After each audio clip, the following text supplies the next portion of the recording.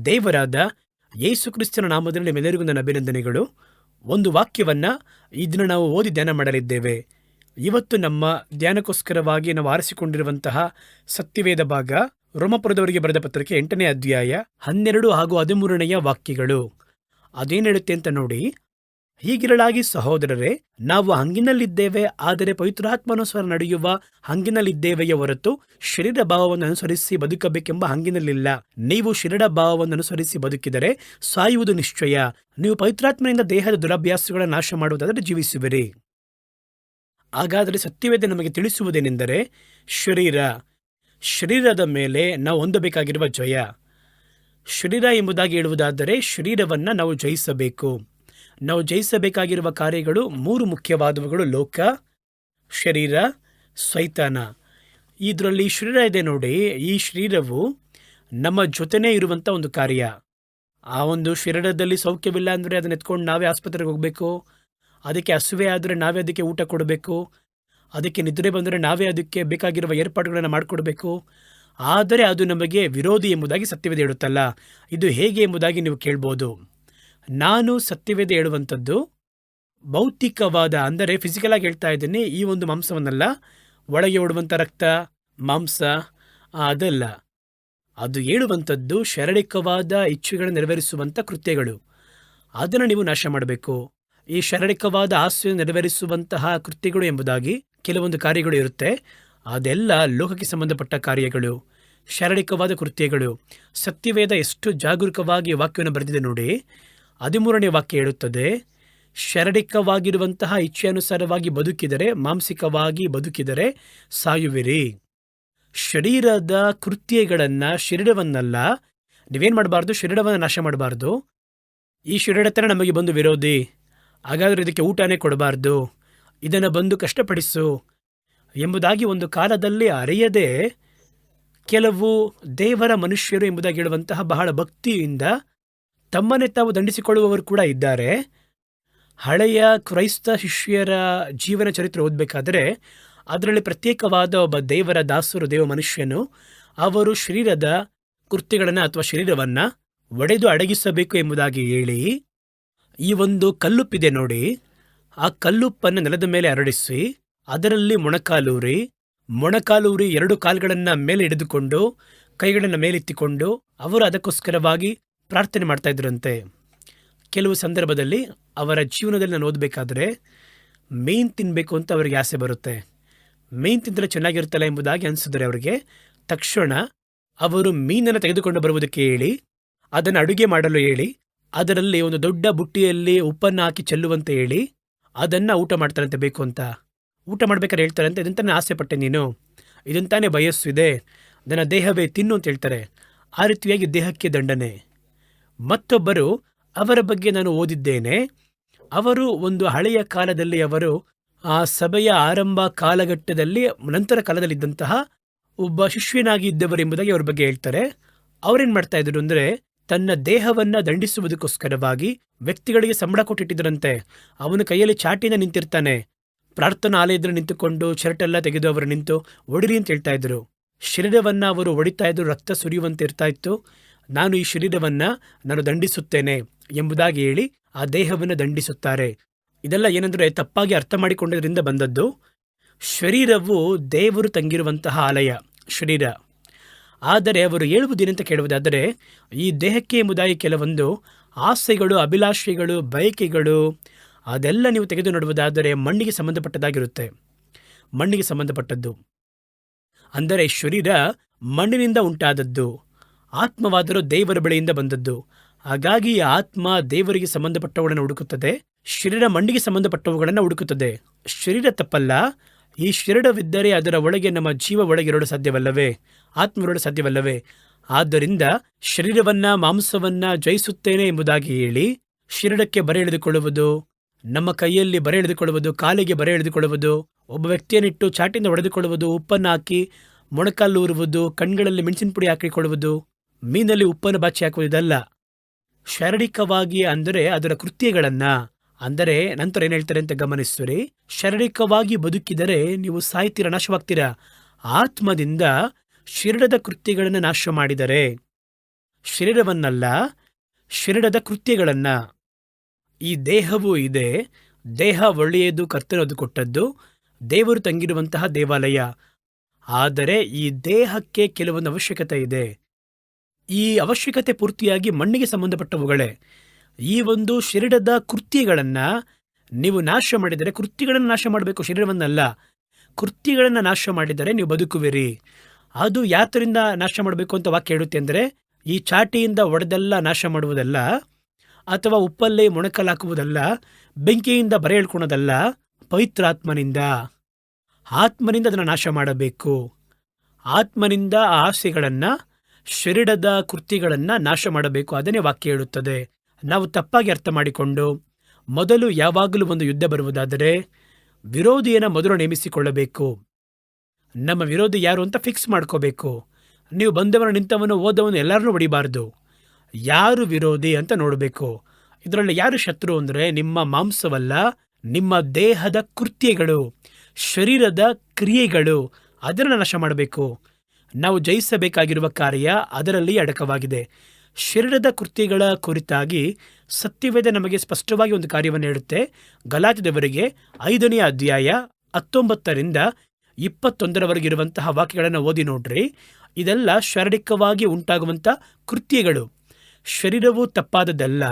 ಶರೀರವು ದೇವರಿಂದ ನಮಗೆ ಅನುಗ್ರಹಿಸಲ್ಪಟ್ಟದ್ದು. ನಮ್ಮ ಆತ್ಮ ಅದರಲ್ಲಿ ತಂಗಿದೆ. ದೇವರ ಆತ್ಮನು ಅದರೊಳಗೆ ವಾಸ ಮಾಡ್ತಾ ಇದ್ದಾರೆ. ದೇವರು ತಂಗಿರುವಂತಹ ದೇವಾಲಯ ಎಂಬುದಾಗಿ ವಾಕ್ಯ ಹೇಳುತ್ತೆ. ಆದರೆ ಈ ಶರೀರಕ್ಕೆ ಎಂಬುದಾಗಿ ಕೆಲವೊಂದು ಕೃತ್ಯಗಳಿದೆ ಅಲ್ವಾ, ಅದು ತಪ್ಪಾಗಿದೆ. ಆ ಶರೀರದ ಕೃತ್ಯಗಳು ಏನೇನು ಎಂಬುದಾಗಿ ಸತ್ಯವೇದ ಹೇಳುತ್ತೆ ಅಂದರೆ, ಶರೀರ ಭಾವದ ಕರ್ಮಗಳು ಪ್ರಸಿದ್ಧವಾಗಿಯೇ ಅವೆ. ಅವು ಯಾವವೆಂದರೆ, ಮೊದಲನೆಯದು ಜಾರತ್ವ, ಬಂಡುತನ, ನಾಚುವಿಗೇಡಿತನ, ವಿಗ್ರಹ ಆರಾಧನೆ, ಮಾಟ, ಹಗೆತನ, ಜಗಳ, ಹೊಟ್ಟೆ ಕಿಚ್ಚು, ವಿರೋಧಗಳು, ಸಿಟ್ಟು, ಕಕ್ಷಭೇದ, ಭಿನ್ನಮತ, ಮತ್ಸರ, ಕುಡುಕುತನ, ದುಂದೌತಣ, ಮನೋರಂಜನೆಯ ಕಾರ್ಯಗಳು ಇಂಥಾದವುಗಳೇ. ಇವುಗಳ ವಿಷಯದಲ್ಲಿ ಇಂಥ ಕಾರ್ಯಗಳನ್ನು ನಡೆಸುವವರು ದೇವರ ರಾಜ್ಯಕ್ಕೆ ಬಾಧ್ಯರಾಗುವುದಿಲ್ಲವೆಂದು ನಾನು ಹಿಂದೆ ಹೇಳಿದಂತೆಯೇ ಈಗಲೂ ನಿಮ್ಮನ್ನು ಎಚ್ಚರಿಸುತ್ತೇನೆ.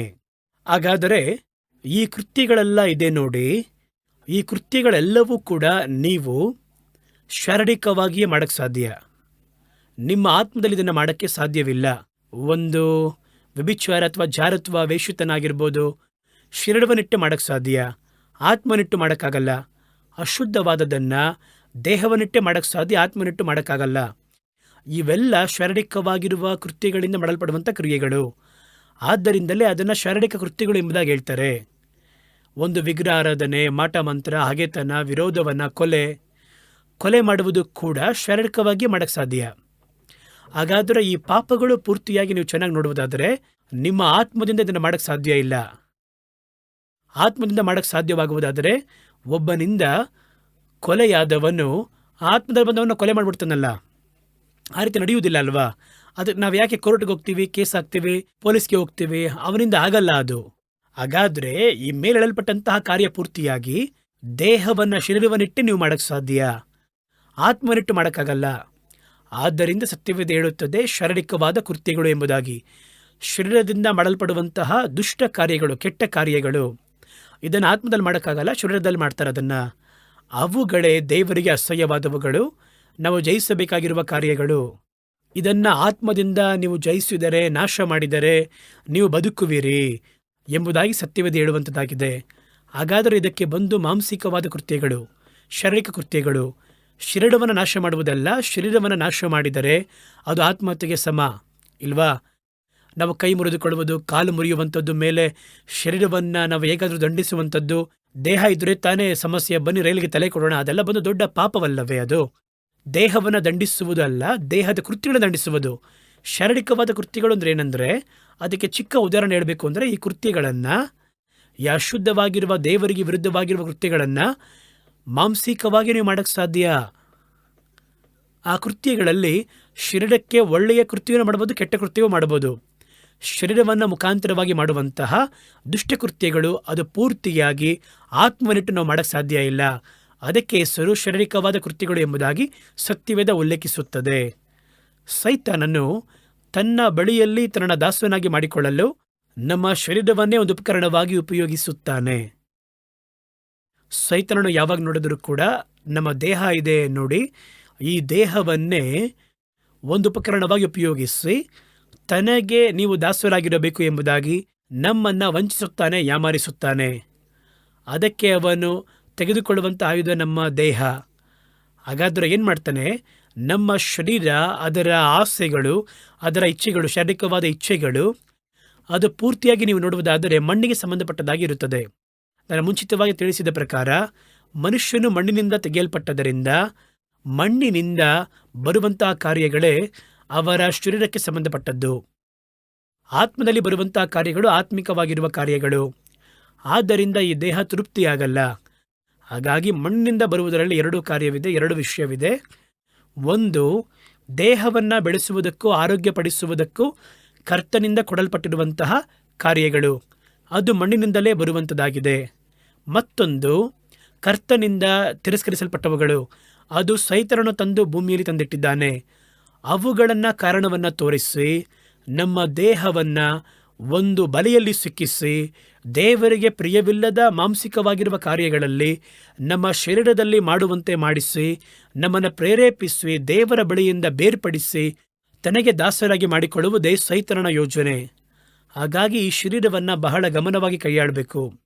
ನಮ್ಮ ದೇಹಕ್ಕೋಸ್ಕರವಾಗಿ ದೇವರು ಕೊಟ್ಟಿರುವಂತಹ ಶರೀರದ ಕಾರ್ಯಗಳು ಕೂಡ ಇದೆ. ಅದು ಕೂಡ ಲೋಕದಿಂದಲೇ ಉಂಟಾಗುತ್ತದೆ. ಒಂದು ಆಹಾರ, ಒಂದು ನೀರು, ಒಂದು ಗಾಳಿಯಾಗಿರ್ಬೋದು, ಶ್ವಾಸಿಸುವಂತಹ ಗಾಳಿಯಾಗಿರ್ಬೋದು. ಇದೆಲ್ಲ ನೀವು ನೋಡುವುದಾದರೆ ಆತ್ಮದಲ್ಲಿ ಉಪಯೋಗಿಸಲು ಸಾಧ್ಯವಿಲ್ಲ. ಒಂದು ಆತ್ಮ ಬಂದು ಊಟ ಮಾಡಲ್ಲ, ಒಂದು ಆತ್ಮ ಬಂದು ಉಸಿರಾಡಲ್ಲ, ಒಂದು ಆತ್ಮ ಬಂದು ನೀರು ಕುಡಿಯಲ್ಲ.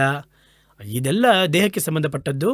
ಶರೀರವನ್ನು ಬಲಪಡಿಸುವುದಕ್ಕೂ ಆರೋಗ್ಯಪಡಿಸುವುದಕ್ಕೂ ದೇವರಿಂದ ಅನುಮತಿಸಲ್ಪಟ್ಟಂತಹ ಕಾರ್ಯಗಳು, ಶಾರೀರಿಕವಾದ ಕಾರ್ಯಗಳು. ಅದರಲ್ಲಿಯೇ ಬೇರೆ ಕಾರ್ಯಗಳು ಕೂಡ ಇದೆ. ಅವುಗಳು ಸೈತಾನನಿಂದ ಶರೀರವನ್ನು ಇಚ್ಛೆಗೆ ಒಳಪಡಿಸುವುದಕ್ಕೆ ಕೊಡಲ್ಪಟ್ಟ ಕಾರ್ಯಗಳು. ಹಾಗಾಗಿ ಇದರಲ್ಲಿ ನಾವು ಬಹಳ ಗಮನವಾಗಿದ್ದು ಶರೀರದ ನಮ್ಮ ದೇವರ ಆತ್ಮಕ್ಕೆ ವಿಧೇಯರಾಗಿ ಜಯ ಹೊಂದಬೇಕು. ಹಾಗಾದರೆ ಅನುಮತಿಸಲ್ಪಟ್ಟಂತಹ ಕಾರ್ಯಗಳು ತಪ್ಪಲ್ಲ. ಸೈತಾನನು ತಂದು ಇಟ್ಟಿದ್ದಾನೆ ನೋಡಿ ಶಾರೀರಿಕವಾದ ಕೃತ್ಯಗಳು. ಅವುಗಳ ಮೇಲೆ ಉಂಟಾಗುವಂತಹ ಮೋಹವು, ಅವುಗಳ ಮೇಲೆ ಉಂಟಾಗುವಂತಹ ದಾಹವು, ಇಚ್ಛೆಯೇ ಅಲ್ಲಿ ಪಾಪ ಎಂಬುದಾಗಿ ದೇವರ ವಾಕ್ಯ ಹೇಳುವಂಥದ್ದಾಗಿದೆ. ನಮ್ಮ ಶಾರೀರಿಕವಾಗಿರುವಂತಹ ಅಗತ್ಯತೆಗಳು ಈ ಮಣ್ಣಿನಿಂದ ಅದು ಉಂಟಾದರೂ ಕೂಡ ಅವುಗಳು ನಮ್ಮ ದೇಹವನ್ನು ಅದು ಅಶುದ್ಧಪಡಿಸುವುದಿಲ್ಲ. ಅದು ದೇವರು ಕೊಟ್ಟದ್ದು ಆಹಾರ ಅದು. ಅದೇ ರೀತಿ ನೀವು ನೀರು ಕುಡಿಬೋದು, ಶ್ವಾಸಿಸ್ಬೋದು. ಇದು ಆತ್ಮದಲ್ಲಿ ಮಾಡೋಕ್ಕಾಗಲ್ಲ, ಮಾಂಸದಲ್ಲಿ ಮಾಡೋಕ್ಕೆ ಸಾಧ್ಯ. ಅದು ಅನುಮತಿಸಲ್ಪಟ್ಟಿರುವ ಕಾರ್ಯ. ಆದರೆ ಈ ಶಾರೀರಿಕ ಕೃತ್ಯಗಳು ಎನ್ನುವಂತಹ ಬೇಡ ಎಂಬುದಾಗಿ ಇಟ್ಟಿರುವಂಥ ಕಾರ್ಯ ಇದೆ ನೋಡಿ, ಅವುಗಳೆಲ್ಲ ಸೈತಾನನಿಂದ ಉಂಟಾದವುಗಳು. ಅದು ದೇವರಿಂದ ಉಂಟಾದದ್ದಲ್ಲ, ಅದು ಸೈತಾನನಿಂದ ಉಂಟು ಮಾಡಲ್ಪಟ್ಟಂತಹ ಕಾರ್ಯ ಅಂತ ವಾಕ್ಯ ಹೇಳುತ್ತೆ. ಹಾಗಾದರೆ ಇವುಗಳ ಮೇಲೆ ನಮಗೆ ಆಸೆ ಬರುವಂತೆ ಮಾಡುವುದು ಸೈತಾನನ ತಂತ್ರಗಳಲ್ಲಿ ಪ್ರಧಾನವಾಗಿರುವ ಒಂದು ಕಾರ್ಯ ಎಂಬುದನ್ನು ನಾವು ಅರ್ಥ ಮಾಡಿಕೊಳ್ಳಬೇಕು. ಈ ಶರೀರವು ಆತ್ಮವು ಒಂದಾಗಿ ಕಟ್ಟಲ್ಪಟ್ಟಿರುವುದರಿಂದ ಎರಡು ಒಂದಕ್ಕೊಂದು ವಿರುದ್ಧವಾಗಿ ಬಯಕೆಗಳನ್ನು ಒಳಗೊಂಡಿದೆ ಅಂತ ವಾಕ್ಯ ಹೇಳುತ್ತೆ. ನಮ್ಮ ದೇಹವು ಆತ್ಮವು ಒಂದಾಗಿ ಇರಬೇಕು. ಅದು ಎರಡು ಸೆಪರೇಟ್ ಆಯಿತು ಅಂತ ಇದ್ದರೆ ಅದೇ ಮರಣ ಎಂಬುದಾಗಿ ವಾಕ್ಯ ಹೇಳುತ್ತೆ. ಒಬ್ಬ ಮನುಷ್ಯನ ಶರೀರದಿಂದ ಆತ್ಮ ಬೇರ್ಪಟ್ಟರೆ ಅದು ಮರಣ. ಆದರೆ ಆ ಶರೀರವು, ಅವನ ಆತ್ಮವು ಒಂದಾಗಿ ಕಟ್ಟಲ್ಪಟ್ಟಿದ್ದರೆ ಅವನು ಜೀವಂತ ಮನುಷ್ಯನಿಗಿರಲು ಸಾಧ್ಯ. ಅದು ಅವಶ್ಯ. ಆದರೆ ಈ ದೇಹ ಏನು ಮಾಡುತ್ತೆ ಅಂದರೆ, ಆ ರೀತಿ ಎಂದರೆ ಈ ಶಾರೀರಿಕವಾಗಿರುವ ಕೃತ್ಯಗಳನ್ನು ಇಷ್ಟಪಡುತ್ತೆ, ಶಾರೀರಿಕ ಕೃತ್ಯಗಳನ್ನು ಆಸೆ ಪಡುತ್ತೆ. ನಾನು ಮುಂಚಿತವಾಗಿ ಹೇಳಿದ ಪ್ರಕಾರ ಅದು ನಿಬಂಧನೆಗಳನ್ನು ಮೀರಿದ, ದೇವರ ನಿಯಮಗಳಿಗೆ ಮೀರಿದಂತಹ ಕಾರ್ಯಗಳನ್ನು ಹುಡುಕುತ್ತದೆ. ಹಾಗಾದರೆ ಸತ್ಯವೇದ ಹೇಳುತ್ತೆ, ಎರಡು ಒಂದಕ್ಕೊಂದು ವಿರೋಧವಾಗಿ ಇಷ್ಟಪಡುತ್ತದೆ. ನಮ್ಮಲ್ಲಿರುವಂತಹ ಆತ್ಮ ಯಾವುದನ್ನು ಇಷ್ಟಪಡುತ್ತೆ ಅಂತ ಕೇಳುವುದಾದರೆ ಆತ್ಮಿಕವಾದ ಕಾರ್ಯವನ್ನು ಇಷ್ಟಪಡುತ್ತೆ. ದೇವರನ್ನು ಹುಡುಕಬೇಕು, ದೇವರೊಂದಿಗೆ ಮಾತಾಡಬೇಕು, ದೇವರೊಂದಿಗೆ ಕಾರ್ಯವನ್ನು ಕಲಿಯಬೇಕು, ಕರ್ತನೊಂದಿಗೆ ಸೇರಿರಬೇಕು. ಯಾಕೆಂದರೆ ಅದು ದೇವರಿಂದ ಹೊರಟಂತಹ ಒಂದು ಆತ್ಮ. ಅದು ದೇವರಿಗೆ ಸಂಬಂಧಪಟ್ಟದನ್ನು ಇಷ್ಟಪಡುತ್ತದೆ. ಶರೀರ ಮಣ್ಣಿನಿಂದ ಹುಟ್ಟಿದ ಪ್ರಕಾರ ಮಣ್ಣಿಗೆ ಸೀಮಿತವಾದವುಗಳನ್ನು ಹುಡುಕುತ್ತದೆ. ಮಣ್ಣಿನಲ್ಲಿ ಬೇಡ ಎಂಬುದಾಗಿ ಹೇಳಿರುವ ಕಾರ್ಯವನ್ನು ಕೂಡ ಇಷ್ಟಪಡುತ್ತದೆ. ಹಾಗಾದರೆ ಇವೆರಡರ ನಡುವೆ ಒಂದು ಹೋರಾಟ ಉಂಟಾಗುತ್ತದೆ. ಸತ್ಯವೇದ ಹೇಳುತ್ತೆ, ಗಮನಿಸುವಿರಿ.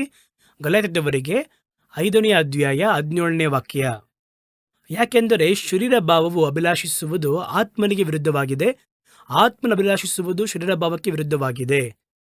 ನೀವು ಮಾಡಲಿಚ್ಛಿಸುವುದನ್ನ ಮಾಡದಂತೆ ಇವು ಒಂದಕ್ಕೊಂದು ಹೋರಾಡುತ್ತದೆ ಎಂದು ವಾಕ್ಯ ಹೇಳುತ್ತದೆ. ಈಗ ನಾವೇನು ಮಾಡಬೇಕು? ನಮ್ಮ ಆತ್ಮದ ಮುಖಾಂತರ ಶರೀರದ ಮೇಲೆ ಒಂದು ಜಯವನ್ನು ಹೊಂದಬೇಕು. ಇದುವೇ ಮನುಷ್ಯರಿಗೆ ನೇಮಿಸಲ್ಪಟ್ಟಂತಹ ಹೋರಾಟದಲ್ಲಿ ಮುಖ್ಯವಾದದ್ದು. ನೀವು ಶರೀರವನ್ನು ಜಯಿಸಬೇಕು. ಶರೀರದ ಇಚ್ಛೆಗಳನ್ನು ಜಯಿಸಿದರೆ ನಾವು ಪರಲೋಕ ರಾಜ್ಯವನ್ನು ಸ್ವತಂತ್ರಿಸಲು ಸಾಧ್ಯ. ಜಯಿಸುವುದು ಎಂದರೆ ಏನು ಗೊತ್ತಾ? ಒಂದು, ಶಾರೀರಿಕವಾದ ಇಚ್ಛೆಗಳನ್ನು, ಶರೀರದ ಬಯಕೆಗಳನ್ನು, ಮಣ್ಣಿಗೆ ಸಂಬಂಧಪಟ್ಟದ್ದು.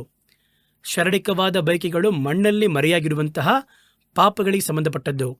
ಈ ಶರೀರವನ್ನು ಜಯಿಸುವುದು ಅಂದರೆ ಏನಂತ ಕೇಳುವುದಾದರೆ, ಅದರ ಒಂದು ಆಸೆ ಬಯಕೆಗಳನ್ನು ನಾವು ಹಾಗೆ ಮಾರ್ಪಡಿಸಿ ನಮ್ಮ ಆತ್ಮದ ಆಸೆ ಬಯಕೆ ಇದೆಯಲ್ಲ ಅದಕ್ಕೆ ಸಮವಾಗಿ ತರುವುದಾದರೆ ನೀವು ಜಯಿಸಿದ್ದೀರಾ.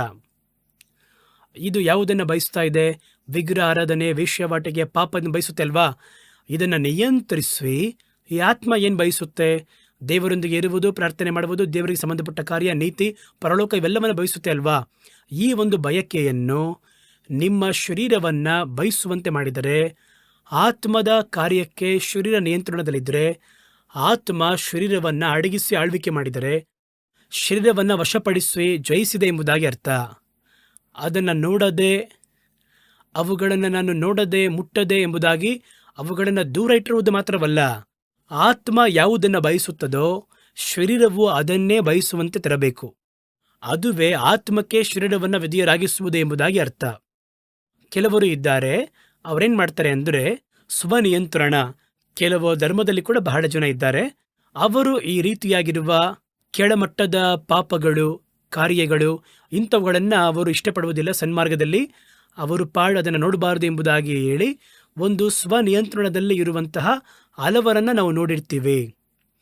ಅವರು ಯಾಕೆ ನಿತ್ಯ ಜೀವನ ಸ್ವತಂತ್ರಿಸೋಕೆ ಸಾಧ್ಯ ಇಲ್ಲ ಅಂತ ಕೇಳುವುದಾದರೆ, ಅವರು ಪಾಪವನ್ನೇ ವಿರೋಧ ಮಾಡಿದ್ರೆ ವಿನಃ ಪರಿಶುದ್ಧತ್ವವನ್ನು, ದೇವರನ್ನು ಹುಡುಕಲಿಲ್ಲ. ಅದುವೇ ಪಾಪವನ್ನು ನಿರಾಕರಿಸ್ತಾರೆ. ಅಷ್ಟು ಮಾತ್ರವಲ್ಲ, ಆ ಜಯ ಮಾತ್ರ ಅಲ್ಲ, ಪಾಪವನ್ನು ಬಿಟ್ಟು ಅದನ್ನು ನಿರಾಕರಿಸುವುದು ಮಾತ್ರವಲ್ಲ, ನೀತಿಯನ್ನು ಪ್ರೀತಿಸುವುದು. ಹಾಗಾದರೆ ಈ ಆತ್ಮ ಯಾವುದೆಲ್ಲ ಬಯಸುತ್ತದೋ, ನಾನು ಹೇಳಿದೆ ಆತ್ಮಿಕವಾಗಿರುವ ಬಯಕೆ ಪೂರ್ತಿಯಾಗಿ ದೇವರ ಸಂಬಂಧಪಟ್ಟ ಕಾರ್ಯಗಳಾಗಿರುತ್ತೆ. ಎಲ್ಲ ಆತ್ಮವು ದೇವರ ಬಳಿಯಿಂದ ಬಂದದರಿಂದ ಅದು ದೇವರನ್ನು ಹುಡುಕಬೇಕು, ದೇವರ ರಾಜ್ಯವನ್ನು ಹುಡುಕಬೇಕು, ದೇವರಿಗೆ ಸಂಬಂಧಪಟ್ಟ ಪರಿಶುದ್ಧತೆಯನ್ನು ಪಡ್ಕೋಬೇಕು, ದೇವರ ಸ್ವಭಾವಗಳನ್ನು ಧರಿಸಿರಬೇಕು. ಇದುವೇ ಅದರ ಬಯಕೆಯಾಗಿರುತ್ತೆ. ಆದರೆ ಶರೀರದ ಬಯಕೆ ಈ ಆತ್ಮದ ಬಯಕೆಯನ್ನು ಮೀರಿ ಬರಬೇಕಾದ್ರೆ ಈ ಆತ್ಮ ತನ್ನ ಬಯಕೆ ನೆರವೇರಿಸಲಾಗದೆ ಅದು ಹೋಗುತ್ತದೆ. ಆದರೆ ಆತ್ಮ ಖಂಡಿತವಾಗಿ ಇದೆಲ್ಲ ಬಯಸಲ್ಲ, ಆದ್ದರಿಂದ ಇದೆಲ್ಲ ಮಾಡೋಕ್ಕೂ ಸಾಧ್ಯ ಇಲ್ಲ. ಇದು ಶಾರೀರಿಕವಾದದ್ದು. ಆದರೆ ಈ ಶಾರೀರಿಕವಾಗಿರುವ ಕಾರ್ಯವನ್ನು ಜಯಿಸಲು ಮುಂದಾಗಬೇಕಾದ್ರೆ ಆತ್ಮ ಹಾಗೆ ವಿಧೇಯವಾಗುತ್ತದೆ. ಇವಾಗ ನಾವೇನು ಮಾಡಬೇಕು? ಶರೀರದ ಮೇಲೆ ಜಯ ಹೊಂದುವುದು ಎಂದರೆ ಶರೀರದ ಆಸ್ವೆ ಇಚ್ಛೆಗಳಿಂದ ಅದನ್ನು ತಿರುಗಿಸಿ ಆತ್ಮ, ನಿಮ್ಮಲ್ಲಿರುವಂತಹ ಆತ್ಮ ಯಾವುದನ್ನು ಬಯಸುತ್ತದೋ ಆ ಒಂದು ಬಯಕೆಯನ್ನು ಈ ಮಾಂಸವು ಅದನ್ನು ಬಯಸಿ ಆತ್ಮದ ಹಿಂದೆ ಮುಂದುವರಿದು ಬರುವ ಹಾಗೆ ಮಾಡಬೇಕು. ಅದಕ್ಕೆ ಸ್ವರೇ ಜಯ. ನೋಡಿ, ಆ ಕಾಲದಲ್ಲಿ ಅರಸರು ಬಂದು ಅಸ್ಸೀರಿಯ ರಾಜ ಇಸ್ರೇಲ್ ದೇಶದ ಮೇಲೆ ದಂಡೆತ್ತಿ ಬಂದು ಅವನು ಆ ದೇಶವನ್ನು ಹಿಡಿದು ಅಲ್ಲಿದ್ದಂತಹ ಜನಗಳೆಲ್ಲರನ್ನ ಸರಪಣಿಯಾಕಿ ಕಟ್ಟಾಕಿ ತನ್ನನ್ನು ಹಿಂಬಾಲಿಸುವಾಗಿ ಎಳ್ಕೊಂಡು ಹೋದವರನ್ನು, ಅದೇ ರೀತಿ ಕಸ್ದೀಯರು ನೆಬೂಕದ್ನೆಚ್ಚರನ ಕಾಲಘಟ್ಟದಲ್ಲಿ ಯಹೂದದ ಮೇಲೆ ದಂಡೆತ್ತಿ ಬಂದವರು ಅಲ್ಲಿರುವಂತಹ ಮುಖ್ಯವಾದ ಪ್ರಜೆಗಳೆಲ್ಲರನ್ನ ತಮ್ಮ ದೇಶಕ್ಕೆ ಕರೆದೊಯ್ದರು. ಅದಕ್ಕೆ ಸ್ವರೇ ಜಯ. ಇವಾಗ ನಾವೇನು ಮಾಡ್ತೀವಿ? ಶರೀರವನ್ನು ಆ ಪಾಪಗಳನ್ನು ನಿರಾಕರಿಸುವಂತೆ ಮಾಡಿದ್ದೇವೆ. ಒಂದು ವೇಳೆ ಅದು ಜಯವಲ್ಲ. ಪಾಪವನ್ನು ನಿರಾಕರಿಸಿರುವಂಥ ನಿಮ್ಮ ದೇಹವನ್ನು ನಿಮ್ಮ ಆತ್ಮ ಬಯಸುವಂಥದ್ದನ್ನು ಇದನ್ನು ಕೂಡ ಬಯಸುವಂತೆ ಮಾಡಬೇಕು. ನನ್ನ ಶರೀರವೇ ಅದನ್ನು ಬಯಸಬೇಕು. ಪರಲೋಕವನ್ನು, ದೇವರಿಗೆ ಸಂಬಂಧಪಟ್ಟ ಕಾರ್ಯವನ್ನು ಬಯಸಬೇಕು. ಅದಕ್ಕೆ ಹೆಸರೇ ಪೂರ್ಣ ಜಯ, ದೇಹದ ಮೇಲೆ ಜಯ. ಹಾಗಾದರೆ ಒಂದಕ್ಕೊಂದು ವಿರುದ್ಧವಾಗಿ ಇಚ್ಛಿಸುವಂಥದ್ದು ಇದು ಲೋಕಕ್ಕೆ ಸಂಬಂಧಪಟ್ಟ ಕಾರ್ಯಗಳಲ್ಲಿ ದೂರು ಮಾಡಲ್ಪಟ್ಟಂತಹ ಕಾರ್ಯವಾಗಿ ಇಚ್ಛಿಸುತ್ತದೆ, ಬಯಸುತ್ತದೆ. ಏನೆಲ್ಲ ಮುಟ್ಟಬಾರದು, ನೋಡಬಾರದು ಅಂತ ಎಲ್ಲ ಅನುಭವಿಸಬಾರದು ಎಂಬುದಾಗಿ ದೇವರಿಂದ ದೂರ ಇಡಲ್ಪಟ್ಟಿರುವ, ಶರೀರ ಉಪಯೋಗಿಸುವಂತಹ ಶಾರೀರಿಕವಾದ ಅನುಭವಿಸಲು ಬೇಕಾಗಿರುವ ಕಾರ್ಯಗಳು ಆದರೆ ದೇವರಿಂದ ದೂರ ಇರುವಂಥದ್ದು, ಅದಕ್ಕೆ ಹೆಸರು ಪಾಪ. ಅದು ನೀವು ಆತ್ಮದಲ್ಲಿ ಮಾಡೋಕ್ಕಾಗಲ್ಲ. ಆತ್ಮ ಬಂದು ಎಣ್ಣೆ ಹೊಡಿತಾ ಇದೆ, ಆತ್ಮ ಬಂದು ಪಬ್ಬಲ್ಲೋಗಿ ಆಡ್ತಾ ಇದೆ, ಹಂಗೆಲ್ಲ ಆಡೋಕ್ಕಾಗಲ್ಲ. ಅದು ನಿಮ್ಮ ಶರೀರ ಮಾಡೋಕ್ಕೆ ಸಾಧ್ಯ. ಅದಕ್ಕೆ ಹೆಸರೇ ಮಾಂಸಿಕವಾಗಿರುವ ಕೃತ್ಯಗಳು, ಶಾರೀರಿಕವಾಗಿರುವ ಕೃತ್ಯಗಳು ಇಚ್ಛೆ. ಈಗ ಈ ಒಂದು ಆಸೆಗಳನ್ನು, ಇಚ್ಛೆಗಳನ್ನು ಹಾಗೆ ವಿಧೇಯತೆ ಉಳ್ಳದಾಗಿ ಮಾರ್ಪಡಿಸಿ, ನಿಮ್ಮ ಆತ್ಮ ಏನನ್ನು ಬಯಸುತ್ತದೋ ಅದನ್ನು ಈ ಮಾಂಸವು ಬಯಸುವ ಹಾಗೆ ಮಾಡಬೇಕು. ಅದಕ್ಕೆ ಹೆಸರು ಶರೀರದ ಮೇಲೆ ಜಯ ಹೊಂದುವಂಥದ್ದು. ಬರೀ ಸುಮ್ಮನೆ ಅದನ್ನು ಅಡಗಿಸುವುದು ಮಾತ್ರ ಅಲ್ಲ, ಅಡಗಿಸಿದ್ದನ್ನು ತಿರುಗಿಸಬೇಕು, ಹಿಂದೆ ತರಬೇಕದನ್ನು. ಅರಸರು ಸಲ್ಮನಾಸರ್ ಮಾಡಿದ ರೀತಿಯಲ್ಲಿ ಅಥವಾ ನೆಬೂಕದ್ನೆಚ್ಚರ್ ಮಾಡಿದ ರೀತಿಯಲ್ಲಿ ತಾನು ಹಿಡಿದಂತಹ ಆಳ್ವಿಕೆಯನ್ನು ಅದನ್ನು ತನಗೆ ನಿಯಂತ್ರಣವಾಗಿ ತರಬೇಕು ಕೆಳಗೆ. ಅದಕ್ಕೆ ಹೆಸರು ಪೂರ್ಣ ಜಯ. ಇದನ್ನೇ ಸತ್ಯವೇದ ಹೇಳುವಂಥದ್ದಾಗಿದೆ. ಈ ಒಂದು ಹೋರಾಟದಲ್ಲಿ ನಾವು ಶರೀರಕ್ಕೆ ಸ್ಥಳವನ್ನು ಕೊಟ್ಟರೆ, ಶರೀರಕ್ಕೆ ಸಮಯವನ್ನಾಗಿರ್ಬೋದು, ಅಧಿಕ ಸಮಯವನ್ನು ಕೊಟ್ಟರೆ ಅದು ನಮ್ಮನ್ನು ಪರಲೋಕಕ್ಕೆ ಹೋಗಲು ಬಿಡುಗೊಡುವುದಿಲ್ಲ. ಶರೀರ ಇದನ್ನು ಬಯಸುತ್ತದೆ, ಕೊಡೋಣ ಎಂಬುದಾಗಿ ನೀವು ಕೊಡುವುದಾದರೆ ಅದು ಸ್ವಲ್ಪವಾಗಿ ಆತ್ಮವನ್ನು ಅಡಗಿಸಿ ಈ ಆತ್ಮವನ್ನು ತನ್ನೊಂದಿಗೆ ಸೇರಿಸಿ ಪಾತಾಳಕ್ಕೆ ಎಳೆದು ಹೋಗುತ್ತೆ. ಅದುವೇ ಒಂದು ಟೆಕಫಾರ್ ಅಂತ ಇಟ್ಕೊಳ್ಳಿ, 2 ಕಡೆ ಹಗ್ಗವನ್ನು ಹಿಡಿದು ಎಳಿತಾರೆ. ಹಾಗಾದರೆ ಹಿಡಿಬೇಕಾದ್ರೆ ಯಾರ ಕಡೆ ಬಲ ಅಧಿಕವಾಗಿದೆಯೋ ಅವರ ಕಡೆ ಜಯ ಅಧಿಕವಾಗಿ ಸಿಗುತ್ತೆ. ಶರೀರವು ಆತ್ಮವು ಇದೇ ರೀತಿಯೇ ಒಂದು ಹಗ್ಗವನ್ನು ಹಿಡಿದು ಎಳೆಯುತ್ತದೆ.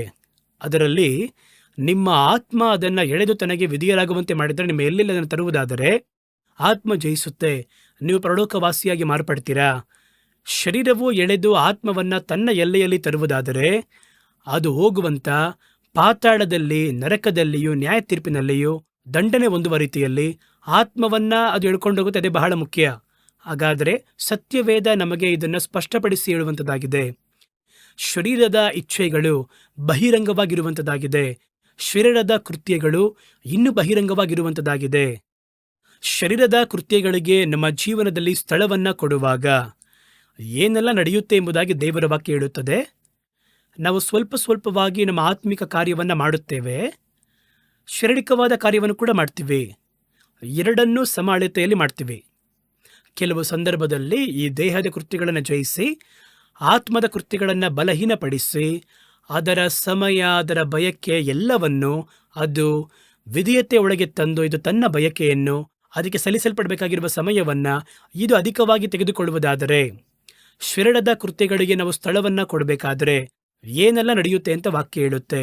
1, ಕರ್ತತ್ವವನ್ನು ಅದು ಅಸಡ್ಡೆ ಮಾಡುವಂತೆ ಮಾಡುತ್ತದೆ. ಶರೀರಕ್ಕೆ ನೀವು ಸ್ಥಳವನ್ನು ಕೊಡುವುದಾದರೆ ಇದು ಸ್ವಲ್ಪವಾಗಿ ಏನು ಮಾಡುತ್ತೆ ಅಂದರೆ, ದೇವರ ಲಾರ್ಡ್ಶಿಪ್ ಇದೆ ನೋಡಿ, ಕರ್ತತ್ವ, ಅದನ್ನು ಅಲಕ್ಷ್ಯ ಮಾಡುವಂತೆ ಮಾಡುತ್ತದೆ. ಮೇಲೆ ನೋಡ್ಕೊಳ್ಳೋಣ, ದೇವರಿಗೆ ವಿಧೇಯರಾಗಬೇಕು, ಅದೆಲ್ಲ ಮಾಡ್ಕೊಳ್ಳೋಣ, ಸಮಯದಲ್ಲಿ ನೋಡ್ಕೊಳ್ಳೋಣ, ದೇವರು ದೊಡ್ಡವರ ಇರಲಿ ಅಂತ ಹೇಳಿ ದೇವರ ಕಾರ್ಯಗಳನ್ನು ಅಸಡ್ಡೆ ಮಾಡುವಂತೆ ಮಾಡುತ್ತದೆ. 2 ಪೇತ್ರನ ಪುಸ್ತಕ 2ನೇ ಅಧ್ಯಾಯ 10ನೇ ವಾಕ್ಯ, ವಿಶೇಷವಾಗಿ ಅಶುದ್ಧ ಇಚ್ಛೆಗಳೊಂದಿಗೆ ಶಾರೀರಿಕವಾಗಿ ನಡೆದ ಪ್ರಕಾರ ಕರ್ತತ್ವವನ್ನು ಅಸಡ್ಡೆ ಮಾಡುವವರನ್ನು ಆ ರೀತಿ ಮಾಡುತ್ತಾರೆ.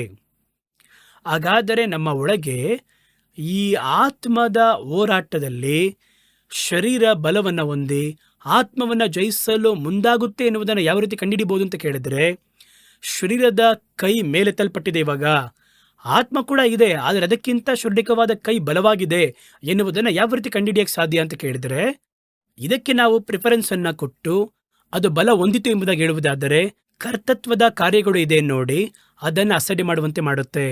ಪ್ರಾರ್ಥನೆಯ ಸಮಯ ಅಸಡ್ಡೆ ಆಗುತ್ತೆ, ದೇವರಿಗೆ ಸೇವೆ ಮಾಡುವ ಸಮಯ ಅಸಡ್ಡೆ ಆಗುತ್ತೆ, ಕರ್ತನ ಬಳಿಯಲ್ಲಿ ಕಾದಿರುವುದು ಅಸಡ್ಡೆ ಆಗುತ್ತೆ, ಪಾಪದ ಕುರಿತಾಗಿರುವ ಕಾರ್ಯ ಅಸಡ್ಡೆಯಾಗಿ ಮಾರ್ಪಡುತ್ತೆ. ಅದೆಲ್ಲ ಬಲಹೀನತೆ ಕಂಡ್ರೆ ಅದೆಲ್ಲ ಮಾಡೋಣ ಎಂಬುದಾಗಿ ಅದಕ್ಕೆ ನೆಪವನ್ನು ಹೇಳುತ್ತಾ ಕರ್ತನ ಕಾರ್ಯವನ್ನು ಆಲಸ್ಯ ಮಾಡುವಂತೆ ಮಾಡುತ್ತದೆ ಎಂಬುದಾಗಿ ಹೇಳಿದರೆ, ಹಿಂದೆ ಎಲ್ಲ ಬಹಳ ಬೆಂಕಿ ಅಂತ ಇರ್ತಾ ಇದ್ವಿ ನಾವು. ಇವಾಗ ದೇವರ ಕಾರ್ಯದಲ್ಲಿ ಆಲಸ್ಯತನ, ಪ್ರಾರ್ಥನಾ ಸಮಯ ತಳ್ಳಲ್ಪಡ್ತಾ ಇದೆ, ಸೇವೆ ತಳ್ಳಲ್ಪಡ್ತಾ ಇದೆ, ಧ್ಯಾನ ಮಾಡುವುದು ತಳ್ಳಲ್ಪಡ್ತಾ ಇದೆ. ಅದಕ್ಕೆ ಬದಲು ಆ ಸ್ಥಳದಲ್ಲಿ ಶರೀರದ ಕಾರ್ಯಗಳು ಸ್ಥಳವನ್ನು ಹೊಂದುತ್ತಾ ಇದೆ. ರಾತ್ರಿ ಆಗಲು ಯಾವಾಗ ನೋಡು ಸೋಷಿಯಲ್ ಮೀಡಿಯಾದಲ್ಲಿ ಹಾಗೆ ಫೋನ್ನ ಕೈಯಲ್ಲಿ ಹಿಡ್ಕೊಂಡು ಅದರಲ್ಲೇ ಸಮಯವನ್ನು ಕಳೀತಾ ಇದ್ದೀವಿ. ಬಂದು ಪ್ರಾರ್ಥನೆ ಮಾಡಲಿಲ್ವಾ, ಹಾಗಾದ್ರೆ ನೋಡ್ಕೊಳ್ಳೋಣ ಎಂಬುದಾಗಿ ಹೇಳುವಂಥದ್ದು, ಇದೆಲ್ಲ ಆರಂಭವಾಗಲು ಮುಂದಾದರೆ ನಾವೇ ಸ್ಪಷ್ಟವಾಗಿ ಅರ್ಥ ಮಾಡ್ಕೋಬೋದು. ಕರ್ತನ ಕಾರ್ಯಗಳನ್ನು ಅಸಡ್ಡೆ ಮಾಡಲ್ಪಡಬೇಕಾದರೆ ನಿಮ್ಮ ಶರೀರ ಈಗ ಆತ್ಮಕ್ಕಿಂತಲೂ ಬಲವಾಗಿದೆ. ಶರೀರದ ಕೃತ್ಯಗಳೇ ಇವಾಗ ತನ್ನ ಕಡೆ ಬಲದಲ್ಲಿ ಹಗ್ಗವನ್ನು ಹಾಕಿ ಆತ್ಮವನ್ನು ಎಳೆಯುತ್ತಾ ಇದೆ ಎನ್ನುವುದನ್ನು ಸುಲಭವಾಗಿ ಅರ್ಥ ಮಾಡ್ಕೋಬೋದು. ಇದನ್ನೇ ಅವರಲ್ಲಿ ಹೇಳ್ತಾರೆ. ಇವಾಗ ನೋಡಿ, ಆ ಒಂದು ಅಭಿಪ್ರಾಯದಲ್ಲಿ ಓದಿ ನೋಡ್ರಿ. 2 ಪೇತ್ರನ ಪುಸ್ತಕ 2ನೇ ಅಧ್ಯಾಯ 10ನೇ ವಾಕ್ಯ. ವಿಶೇಷವಾಗಿ ಅಶುದ್ಧ ಇಚ್ಛೆಗಳೊಂದಿಗೆ ಶಿರಡಕ್ಕೆ ಸಂಬಂಧಪಟ್ಟ ಹಾಗೆ ನಡೆಯುವವನು, ಕರ್ತತ್ವವನ್ನು ಅಸಡ್ಡೆ ಮಾಡುವವರು ಆ ರೀತಿಯಾಗಿ ಮಾಡ್ತಾರೆ. ಇವರು ಯಾವ ರೀತಿ ಇರ್ತಾರೆ ಅಂತ ಕೇಳಿದ್ರೆ, ದೈವ ಭಯವಿಲ್ಲದೆ ಅಹಂಕಾರಿಗಳಾಗಿ ಮಹತ್ವಗಳನ್ನು ದೂಷಿಸುವುದಕ್ಕೆ ಅಂಜದೇ ಇರುವವರು. ಸ್ವಲ್ಪ ದಿನದಲ್ಲಿ ಹಂಗಾಗ್ಬಿಡ್ತಾರೆ. ಮಹತ್ವಗಳನ್ನು ದೂಷಣೆ ಮಾಡಲು ಅಂಜದೇ ಇರುವವರು, ದೇವರ ಕೃತ್ಯಗಳನ್ನು, ದೇವರ ಕಾರ್ಯಗಳನ್ನು, ದೇವರ ಶಕ್ತಿ, ದೇವರ ಮಹತ್ವ ಅದೆಲ್ಲ ದೂಷಿಸುವುದಕ್ಕೆ ಭಯಪಡುವುದಿಲ್ಲ ಇವರು. ಹಾಗಾದರೆ ನಮ್ಮಲ್ಲಿ ಸ್ವಲ್ಪವಾಗಿ ಇಬ್ಬರ ನಡುವೆ ಒಂದು ವಾರ ನಡೀತಾ ಇರುತ್ತೆ. ನಾನು ಮುಂಚಿತವಾಗಿ ನಿಮಗೆ ಹೇಳಿದೆ, ಆತ್ಮ ಜಯಿಸಿದರೆ ಶಿರಡವನ್ನು ಎಳ್ಕೊಂಡು ತನ್ನ ಸ್ಥಳಕ್ಕೆ ಕರ್ಕೊಂಡು ಹೋಗುತ್ತೆ.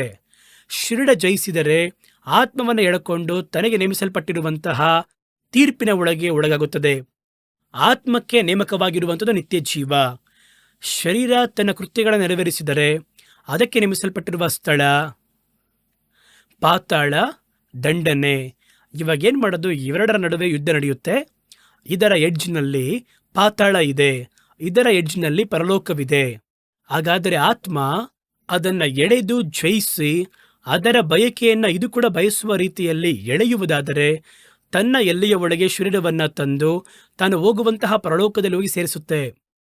ಮಾಂಸವು ಅದು ಹೋರಾಡಿ, ಆತ್ಮವು ಸ್ವಲ್ಪವಾಗಿ ಎಳೆಯಲ್ಪಟ್ಟು ಇದು ತನ್ನ ಬಲವನ್ನು ಅಧಿಕ ಮಾಡಿಕೊಂಡು ಆತ್ಮದ ಬಲವನ್ನು ಕಡಿಮೆ ಮಾಡಿ ಒಳಗೆ ಎಳೆದು ತನ್ನ ಎಲ್ಲೆಯ ಒಳಗೆ ಕರೆತರುವುದಾದರೆ ತಾನು ಹೋಗಬೇಕಾಗಿರುವ, ತಾನು ಬೀಳಬೇಕಾಗಿರುವ ದಂಡನೆಯ ಒಳಗೆ ಆತ್ಮವನ್ನು ಸೇರಿಸುತ್ತದೆ. ನೀವು ಚೆನ್ನಾಗಿ ಅರ್ಥ ಮಾಡ್ಕೊಳ್ಳಿ. ದಂಡಿಸಲ್ಪಡುವುದು ಪ್ರಾಣಾತ್ಮ ಶರೀರ. ಆತ್ಮ ಏನು ಪಾಪ ಮಾಡ್ತೋ ಅಲ್ಲಿ? ಶರೀರ ಮಾಡಿದಂತಹ ಪಾಪಕ್ಕೆ ಆತ್ಮವನ್ನು ಕೂಡ ಸೇರಿಸಿ ದಾಸುತ್ತಲು ಒಳಗೆಳೆಯುತ್ತದು.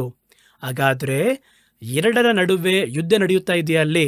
ಈಗ ನೀವು ಯಾರು ಯಾವ ಸಂದರ್ಭದಲ್ಲಿ ಲೀಡಿಂಗಲ್ಲಿದ್ದಾರೆ ಎನ್ನುವುದನ್ನು ನೀವು ಅರ್ಥ ಮಾಡಿಕೊಳ್ಳುವುದು ಬಹಳ ಸುಲಭ. ಕರ್ತತ್ವದ ಕಾರ್ಯಗಳನ್ನು ನೀವು ಅಸಡ್ಡೆ ಮಾಡಲು ಮುಂದಾಗಬೇಕಾದರೆ ಭಯ ಕಡಿಮೆ ಆಗುತ್ತೆ. ಆಮೇಲೆ ನೋಡ್ಕೊಳ್ಳೋಣ, ಅದು ಬಂದರೆ ನಿಮ್ಮ ಶರೀರ ಈಗ ಲೀಡಿಂಗಲ್ಲಿದೆ ಅಂತ ಅರ್ಥ. ಆತ್ಮ ಬಯಸುತ್ತೆ, ಪ್ರಾರ್ಥನೆ ಮಾಡಬೇಕು ಅಂತ ಬಯಸುತ್ತೆ, ಇದು ಸುಮ್ಮನೆ ಮಲಗು ಅಂತ ಹೇಳುತ್ತೆ. ಅದಕ್ಕೆ ಆತ್ಮ ಕೇಳಿ ಅದಕ್ಕೆ ಮೇಲೆ ಮೀರಕ್ಕಾಗ್ತಾ ಇಲ್ಲ. ಆ ರೀತಿ ಹೇಳಿದರೆ ಲೀಡಿಂಗಲ್ಲಿ ಇವಾಗ ಯಾರಿದ್ದಾರೆ? ಶರೀರ ಇದೆ ಎಂಬುದಾಗಿ ಅರ್ಥ. ಇದನ್ನು ಸುಲಭವಾಗಿ ಅರ್ಥ ಮಾಡ್ಕೋಬೋದು. ಹಾಗಾದರೆ ಕರ್ತತ್ವದ ಕಾರ್ಯಗಳನ್ನು, ಕರ್ತತ್ವವನ್ನು, ದೇವರಿಗೆ ಸಂಬಂಧಪಟ್ಟ ಕಾರ್ಯವನ್ನು ಅಸಡ್ಡೆ ಮಾಡುತ್ತಾರೆ. ಅದನ್ನು ಸತ್ಯವೇದ ಹೇಳುತ್ತೆ. ಯೂದ 1:8ನೇ ವಾಕ್ಯ ಹೇಳುತ್ತದೆ, ಆ ರೀತಿ ಇರುವಲ್ಲಿ ಸ್ವಪ್ನಕಾರನಾಗಿರುವ ಇವರು ಶರೀರವನ್ನು ಅಶುದ್ಧಪಡಿಸಿಕೊಂಡು ಕರ್ತತ್ವವನ್ನು ಅಸಡ್ಡೆ ಮಾಡಿ. ಮೊದಲ ಗುರುತು ಅದುವೇ. ಕರ್ತತ್ವವನ್ನು ಮೊದಲು ತೆಗೆದ ಕೂಡಲೇ ಕರ್ತತ್ವ ಏನು ದೊಡ್ಡ ದೇವರ, ಏನು ದೊಡ್ಡ ದೇವರ ನೀತಿ, ಏನು ದೊಡ್ಡ ದೇವರ, ಹಿಂಗೆಲ್ಲ ಮಾತಾಡಲ್ಲ ಅವರು. ಮೊದಲ ಸ್ಟೆಪ್ ಏನು ಮಾಡ್ತಾರೆ ಅಂದರೆ, ದೇವರಿಗೆ ಕೊಡಬೇಕಾಗಿರುವ ಪ್ರಿಫರೆನ್ಸ್ ಸ್ವಲ್ಪ ಕಡಿಮೆ ಆಗುತ್ತೆ. ಅದುವೇ ಅಸಡ್ಡೆ ಅಲ್ವಾ? ಅದರ ನಂತರ ಸ್ವಲ್ಪ ಮೀರಿ ಬಂದು ಯಾರಾದರೂ ದೇವರಿಗೆ ಅಂತ ಬಿಟ್ಟು ಹೋಗ್ಬೋದಾ ಅಂತ ಕೇಳಿದ್ರೆ ಅವಾಗ ಅವನೇನು ಹೇಳ್ತಾನೆ ಅಂದರೆ, ಏನಯ್ಯ ದೊಡ್ಡ ದೇವರು, ಏನು ಮಾಡಿಬಿಟ್ಟಿದ್ದಾರೆ? ಆಗ ಪರಿಪೂರ್ಣವಾಗಿ ಅವನು ಬಂದು ದೇವರಿಗೆ ವಿರುದ್ಧವಾಗಿ ದೇವರನ್ನು ದೂಷಣೆ ಮಾಡಿ ಅಸಡ್ಡೆ ಮಾಡಿ ಮಾತಾಡ್ತಾನೆ. ಆದರೆ ಮೊದಲು ಅಸಡ್ಡೆ ಮಾಡುವಂಥ ಸ್ವಭಾವ ಅವರ ವೈಯಕ್ತಿಕ ಆತ್ಮಿಕ ಜೀವನದಲ್ಲಿ ಆರಂಭವಾಗುತ್ತೆ. ಅದನ್ನೇ ಅವರಲ್ಲಿ ಹೇಳ್ತಾರೆ, ಇವರು ಶರೀರವನ್ನು ಅಶುದ್ಧಪಡಿಸಿಕೊಂಡ್ರೆ ಆತ್ಮಿಕ ಕಾರ್ಯವನ್ನು ಅಸಡ್ಡೆ ಮಾಡುತ್ತಾರೆ. ಹಾಗಾದರೆ ಇವಾಗ ನನ್ನ ಸ್ಟೇಟಸ್ ಏನು? ಇವಾಗ ನಾವು ಯಾವ ಸ್ಥಿತಿಯಲ್ಲಿದ್ದೇವೆ? ಆತ್ಮ ಜಯಿಸಿ ಅದರ ಲೀಡಿಂಗಲ್ಲಿದೆಯಾ ಅದು, ಅಥವಾ ಮಾಂಸ ಜಯಿಸಿ ಅದು ಲೀಡಿಂಗಲ್ಲಿದೆಯಾ? ಎಲೆಕ್ಷನ್ ಸಂದರ್ಭದಲ್ಲಿ ನೋಡ್ಬೋದಾದರೆ ಏನು ಬೇಕಾದ್ರೂ ಮಾರ್ಪಟ್ಟು ಬರ್ಬೋದು. ಅವ್ರು ಕೇಳ್ತಾರೆ, ಯಾರು ಲೀಡಿಂಗಲ್ಲಿರ್ತಾರೆ? ಎಲೆಕ್ಷನ್ ಸಂದರ್ಭದಲ್ಲಿ ವೋಟ್ ಎಣಿಸ್ಬೇಕಾದ್ರೆ ಯಾರು ಲೀಡಿಂಗಲ್ಲಿದ್ದಾರೆ? ಈಗ ಈ ಪಕ್ಷ ಲೀಡಿಂಗಲ್ಲಿದೆಯಾ? ಅದನ್ನು ತಿಳಿಯುವುದಕ್ಕೆ ಮುಂದಾಗ್ತಾರಲ್ವಾ? ನೀವು ನೋಡಬೇಕು, ಆತ್ಮಕ್ಕೂ ನನ್ನ ಶರೀರಕ್ಕೂ ಬಂದು ಯುದ್ಧ ನಡೀತಾ ಇದೆ. ಯಾರು ಲೀಡಿಂಗಲ್ಲಿದ್ದಾರೆ? ಅದಕ್ಕೆ ಮೊದಲ ಗುರುತೇ ಆತ್ಮಿಕ ಕಾರ್ಯದಲ್ಲಿ ಆಲಸ್ಯ ಉಂಟಾಗುವುದು ಎಂದರೆ ಈಗ ಶರೀರ ಲೀಡಿಂಗಲ್ಲಿದೆ ಎಂಬುದಾಗಿ ಅರ್ಥ. ಇದನ್ನಿಟ್ಟು ತಕ್ಷಣ ನಾವೇನು ಮಾಡಬೇಕು ಗೊತ್ತಾ? ಮಾಂಸವಲ್ವ ನನ್ನ ಆತ್ಮವನ್ನು ಹಿಡಿತಾ ಇದೆ ಎಂಬುದಾಗಿ ಹೇಳಿ ನೀವು ಆತ್ಮಿಕ ಕಾರ್ಯಗಳಿಗೆ ಮೊದಲ ಸ್ಥಳವನ್ನು ಕೊಟ್ಟು ಶರೀರದ ಇಚ್ಛೆಯನ್ನು ನೀವು ತಟ್ಟಬೇಕು. ಆ ರೀತಿಯೇ ಇದು ಪ್ರಾರ್ಥನೆ ಸಮಯ, ಪ್ರಾರ್ಥನೆ ಮಾಡಲೇಬೇಕು. ಇದು ಧ್ಯಾನ ಸಮಯ, ಧ್ಯಾನ ಮಾಡಲೇಬೇಕು. ಇದು ಸೇವೆಯ ಸಮಯ, ಸೇವೆಯನ್ನು ಮಾಡಲೇಬೇಕು. ಆ ರೀತಿ ನಾವು ಮಾಡಲು ಮುಂದಾಗಬೇಕಾದ್ರೆ ನಮ್ಮ ಆತ್ಮ ಜಯಿಸಲು ಮುಂದಾಗುತ್ತೆ. ಅನಂತರ ಏನು ಮಾಡುತ್ತೆ? ಆತ್ಮಕ್ಕೆ ವಿರುದ್ಧವಾಗಿ ಯುದ್ಧ ಮಾಡುತ್ತೆ. ಯಾರು ಈ ಶರೀರದ ಕೃತ್ಯಗಳು ಆತ್ಮಕ್ಕೆ ವಿರುದ್ಧವಾಗಿ ಯುದ್ಧವನ್ನ ಮಾಡುತ್ತದೆ. 1 ಪೇತ್ರನ ಪುಸ್ತಕ 2ನೇ ಅಧ್ಯಾಯ 11ನೇ ವಾಕ್ಯ. ಪ್ರಿಯರಾದವರೇ, ಅನ್ಯರು ಪರದೇಶಸ್ಥರಾಗಿರುವಂತಹ ನೀವು ಆತ್ಮಕ್ಕೆ ವಿರುದ್ಧವಾಗಿ ನೀವು ಯುದ್ಧ ಮಾಡುವ ಶಾರೀರಿಕವಾದ ಇಚ್ಛೆಗಳನ್ನು ಬಿಟ್ಟು ದೂರ ಸರಿದು, ಅದು ನಿಮ್ಮ ಆತ್ಮಕ್ಕೆ ವಿರುದ್ಧವಾಗಿ ದೇವರಿಗೆ ಸಂಬಂಧಪಟ್ಟ ಕಾರ್ಯವನ್ನು ಆಲೋಚನೆ ಮಾಡಲು, ಧ್ಯಾನ ಮಾಡಲು ಇರುವಂತಹ ಭಾವನೆ ಇದೆ ನೋಡಿ, ಆ ಭಾವನೆಗಳೊಂದಿಗೆ ಯುದ್ಧ ಮಾಡುತ್ತೆ. ಆತ್ಮ ಎನ್ನುವಂಥದ್ದು ಒಬ್ಬ ಮನುಷ್ಯನ ಹೃದಯದ ನೆನಪುಗಳನ್ನು ನಿಯಂತ್ರಿಸತಕ್ಕ, ಅದಕ್ಕಿಂತ ಮೇಲೆ ಅಧಿಕಾರಿಯಾಗಿರುವಂತಹ ಮನುಷ್ಯನ ಒಳಗೆ ಇರುವಂತಹ ಒಂದು ವ್ಯಕ್ತಿತ್ವದ ಹೆಸರೇ ಆತ್ಮ. ನಮ್ಮ ಚಿಂತನೆ, ಆತ್ಮಿಕವಾಗಿರುವ ಚಿಂತನೆ, ನಮ್ಮ ಭಾವನೆಗಳು, ನೆನಪುಗಳು ಇದೆಲ್ಲ ನಿಯಂತ್ರಿಸುವುದಕ್ಕೆ ಹೆಸರು ಆತ್ಮ. ಈಗ ಇಚ್ಛೆಗಳು ಮೊದಲು ಎಲ್ಲಿ ಬಂದು ಹೋರಾಡುತ್ತೆ ಅಂತ ಕೇಳಿದ್ರೆ, ನೇರವಾಗಿ ಶರೀರದಲ್ಲಿ ಹೋರಾಡಲ್ಲ, ಆತ್ಮದಲ್ಲಿ ಬಂದು ಮೊದಲು ಅದು ಹೋರಾಡುತ್ತೆ. ಆತ್ಮ ನಮ್ಮ ಆತ್ಮದಲ್ಲಿ ಉದ್ಭವವಾಗುವಂಥ ಆತ್ಮಿಕ ಭಾವನೆಗಳೊಂದಿಗೆ ಇದು ತನ್ನ ಹೋರಾಟವನ್ನು ಆರಂಭಿಸುತ್ತದೆ. ಇದು ಯಾವಾಗ ನೋಡಿದ್ರೂ ಸ್ಮರಿಸುವಂತೆ ಮಾಡುತ್ತೆ. ಇದನ್ನೇ ಸತ್ಯವೇದ ಹೇಳುತ್ತೆ, ಅನಂತರ ಇಚ್ಛೆಯಾದದ್ದು ಗರ್ಭಧರಿಸಿ ಪಾಪವನ್ನು ಹಡೆಯುತ್ತದೆ. ಪಾಪವು ಪರಿಪೂರ್ಣವಾಗುವಾಗ ಮರಣವನ್ನು ಹಡೆಯುತ್ತದೆ. ಹಾಗಾದರೆ ಮೊದಲು ಇದೇನು ಮಾಡುತ್ತೆ ಅಂದರೆ ನಮ್ಮ ನೆನಪುಗಳನ್ನು ಬೇಟೆಯಾಡುತ್ತೆ. ಅದನ್ನೇ ಅವರು ಹೇಳ್ತಾ ಇದ್ದಾರೆ, ಶರೀರ ಎನ್ನುವುದು ಈಗ ಲೀಡಿಂಗಲ್ಲಿ ಇದ್ದರೆ, ಅನಂತರ ಮತ್ತೊಂದು ಗುರುತೇನೆಂದರೆ ನಮ್ಮ ಭಾವನೆಗಳು ಇದೆ ನೋಡಿ, ಆ ಭಾವನೆಗಳು ಪರಿಪೂರ್ಣವಾಗಿ ಶರೀರದ ಬಯಕೆ ಸಂಬಂಧಪಟ್ಟಂತಹ ಭಾವನೆಗಳಿಗೆ ಇದು ಅಧಿಕ ಮುಖ್ಯತ್ವವನ್ನು ಕೊಡುತ್ತೆ. ಅದನ್ನೇ ಅವರಲ್ಲಿ ಹೇಳ್ತಾರೆ, ಅವುಗಳು ನಿಮ್ಮ ಆತ್ಮಕ್ಕೆ ವಿರುದ್ಧವಾಗಿ ಹೋರಾಡುವಂತಹ ಶಾರೀರಿಕ ಇಚ್ಛೆಗಳು. ಅದು ಏನು ಮಾಡುತ್ತೆ, ಈ ಶರೀರಕ್ಕೆ ಸಂಬಂಧಪಟ್ಟ ಬಯಕೆಗಳು, ಆಸೆಗಳು ಇದೆ ನೋಡಿ, ದೇವರಿಂದ ದೂರ ಮಾಡಲ್ಪಟ್ಟವುಗಳು. ಆ ಒಂದು ಬಯಕೆಯನ್ನು ಮೊದಲು ನಮ್ಮ ಆತ್ಮದ ಒಳಗೆ ಸಲ್ಲಿಸುವುದಕ್ಕೆ ಮುಂದಾಗುತ್ತೆ. ಆ ರೀತಿ ಬಂದರೆ ನಾವೇನು ಅರ್ಥ ಮಾಡ್ಕೋಬೇಕು ಅಂದರೆ, ನಮ್ಮ ಹೃದಯವನ್ನು ಈ ಶಾರೀರಿಕವಾಗಿರುವ ನೆನಪುಗಳು, ಭಾವನೆಗಳು ಕ್ಯಾಪ್ಚರ್ ಮಾಡುತ್ತೆ ಅಂತಿದ್ರೆ ನಾವು ಏನು ಅರ್ಥ ಮಾಡಿಕೊಳ್ಳಬಹುದು ಎಂದರೆ, ನಮ್ಮ ಶರೀರ ಈಗ ಲೀಡಿಂಗಲ್ಲಿದೆ, ನಮ್ಮ ಆತ್ಮ ಹಿಂದೆ ಇದೆ. ನಾನು ನನ್ನ ಆತ್ಮಕ್ಕೆ ಉಂಟಾಗಿರುವ ಮುಖ್ಯತ್ವವನ್ನು, ಸಮಯವನ್ನು ಕೊಡದೆ, ನನ್ನ ಆತ್ಮ ಹುಡುಕುವಂಥ ಕಾರ್ಯಗಳಿಗೆ ಸ್ಥಳವನ್ನು ಕೊಡದೆ ಶರೀರದ ಕಾರ್ಯಗಳಿಗೆ ಸ್ಥಳವನ್ನು ಕೊಟ್ಟದ್ರಿಂದ ಆತ್ಮ ಸೋತು ಹೋಗಿ ಈಗ ಶರೀರ ಲೀಡಿಂಗಲ್ಲಿ ಇದೆ. ಅದು ಇರುವುದರಿಂದಲೇ ನನ್ನ ಭಾವನೆಯೊಂದಿಗೆ ಅದು ಯುದ್ಧವನ್ನು ಮಾಡ್ತಾ ಇದೆ. ಹಾಗಾದರೆ ಶಾರೀರಿಕವಾದ ಕೃತ್ಯಗಳನ್ನು, ಇಚ್ಛೆಗಳನ್ನು ನೆನಪಿನಲ್ಲಿ ಅದು ತರುವಂಥದ್ದಾಗಿದೆ ಎನ್ನುವಂಥದ್ದನ್ನು ಸುಲಭವಾಗಿ ಗುರುತುಗಳ ಮೂಲಕವಾಗಿ ನಾವು ಅರ್ಥ ಮಾಡಿಕೊಳ್ಳಬಹುದು. ಹಾಗಾದರೆ ಏನು ಮಾಡುತ್ತೆ, ಅನಂತರ ಇದರ ಗುರುತು ಏನು ಮಾಡುತ್ತೆ ಅಂತ ಕೇಳಿದ್ರೆ, ಶರೀರ ಲೀಡಿಂಗಲ್ಲಿದೆ ಅಂತ ಹೇಳಿದ್ರೆ ಇದರಲ್ಲಿ ನಡೆಯುತ್ತೆ. ಒಂದು, ಭಾವನೆಗಳಲ್ಲಿ ಮಾರ್ಪಟ್ಟ ಭಾವನೆಗಳು. ಶರೀರದ ಬಯಕೆ ನಮ್ಮ ಮನಸ್ಸಿನ ಭಾವನೆಗಳಲ್ಲಿ ಓಡ್ತಾನೆ ಇರುತ್ತೆ. ಅದೇ ರೀತಿ ಕರ್ತನ ಕಾರ್ಯವನ್ನು ಅಸಡ್ಡೆ ಮಾಡುವಂತೆ ಮಾಡುತ್ತೆ. ಮೂರನೇದಾಗಿ ಏನು ಮಾಡುತ್ತೆ ಗೊತ್ತಾ, ಸೊಕ್ಕನ್ನು, ಗರ್ವವನ್ನು ಉಂಟು ಮಾಡುತ್ತದೆ. ಈ ಒಂದು ಶರೀರ ತನ್ನ ಕೋರ್ಟ್ಗೆ ಈ ಆತ್ಮವನ್ನು ಎಳೆಯುವುದಕ್ಕೆ, ತನ್ನ ಕಡೆ ಎಳೆಯುವುದಕ್ಕೆ ಆರಂಭಿಸಿದೆ. ಇದುವೇ ಇವಾಗ ಲೀಡಿಂಗ್ ಬಲದಲ್ಲಿ ಇದೆ ಅಂದರೆ ಮೂರನೇ ಗುರುತು ಏನೆಂದರೆ ಅದು ಸೊಕ್ಕನ್ನು ಉಂಟು ಮಾಡುತ್ತದೆ. ನಾನೇ ಎಂಬುದಾಗಿ ಹೇಳಿ ಯಾವುದಕ್ಕೂ ನಿಯಂತ್ರಣಕ್ಕೆ ಬರದ ಒಂದು ಸ್ವಭಾವ. ಸೊಕ್ಕು ಅಂತ ಏನಂತ ಕೇಳಿದ್ರೆ ಯಾವ ನಿಯಂತ್ರಣಕ್ಕೂ ಬರದೆ ಗರ್ವದಿಂದ ಉಂಟಾಗುವಂಥ ಒಂದು ಪರಿಣಾಮ. ಸೊಕ್ಕು ಯಾವುದೇ ನಿಯಂತ್ರಣಕ್ಕೂ ಬರುವುದಿಲ್ಲ, ಯಾವುದಕ್ಕೂ ವಿಧಿಯರಾಗುವುದಿಲ್ಲ. ಅದಕ್ಕೆ ಹೆಸರು ಸೊಕ್ಕು. ಸೊಕ್ಕಾಗಿದ್ದಾನೆ ನೋಡಿ ಅಂತ ಹೇಳ್ತಾರಲ್ಲ, ಯಾರು ಹೇಳಿದ್ರೂ ಕರಗೋದಿಲ್ಲ, ಹೊಡೆದ್ರೂ ಕೂಡ ಕೇಳಲ್ಲ. ಅದಕ್ಕೆ ಹೆಸರೇ ಸೊಕ್ಕು. ಮನಸ್ಸಲ್ಲಿ ಗರ್ವ, ಪಾಪವನ್ನು ಮಾಡುವುದರ ಕುರಿತಾಗಿ ವೈರಾಗ್ಯ, ಅದಕ್ಕೆ ಹೆಸರೇ ಸೊಕ್ಕು.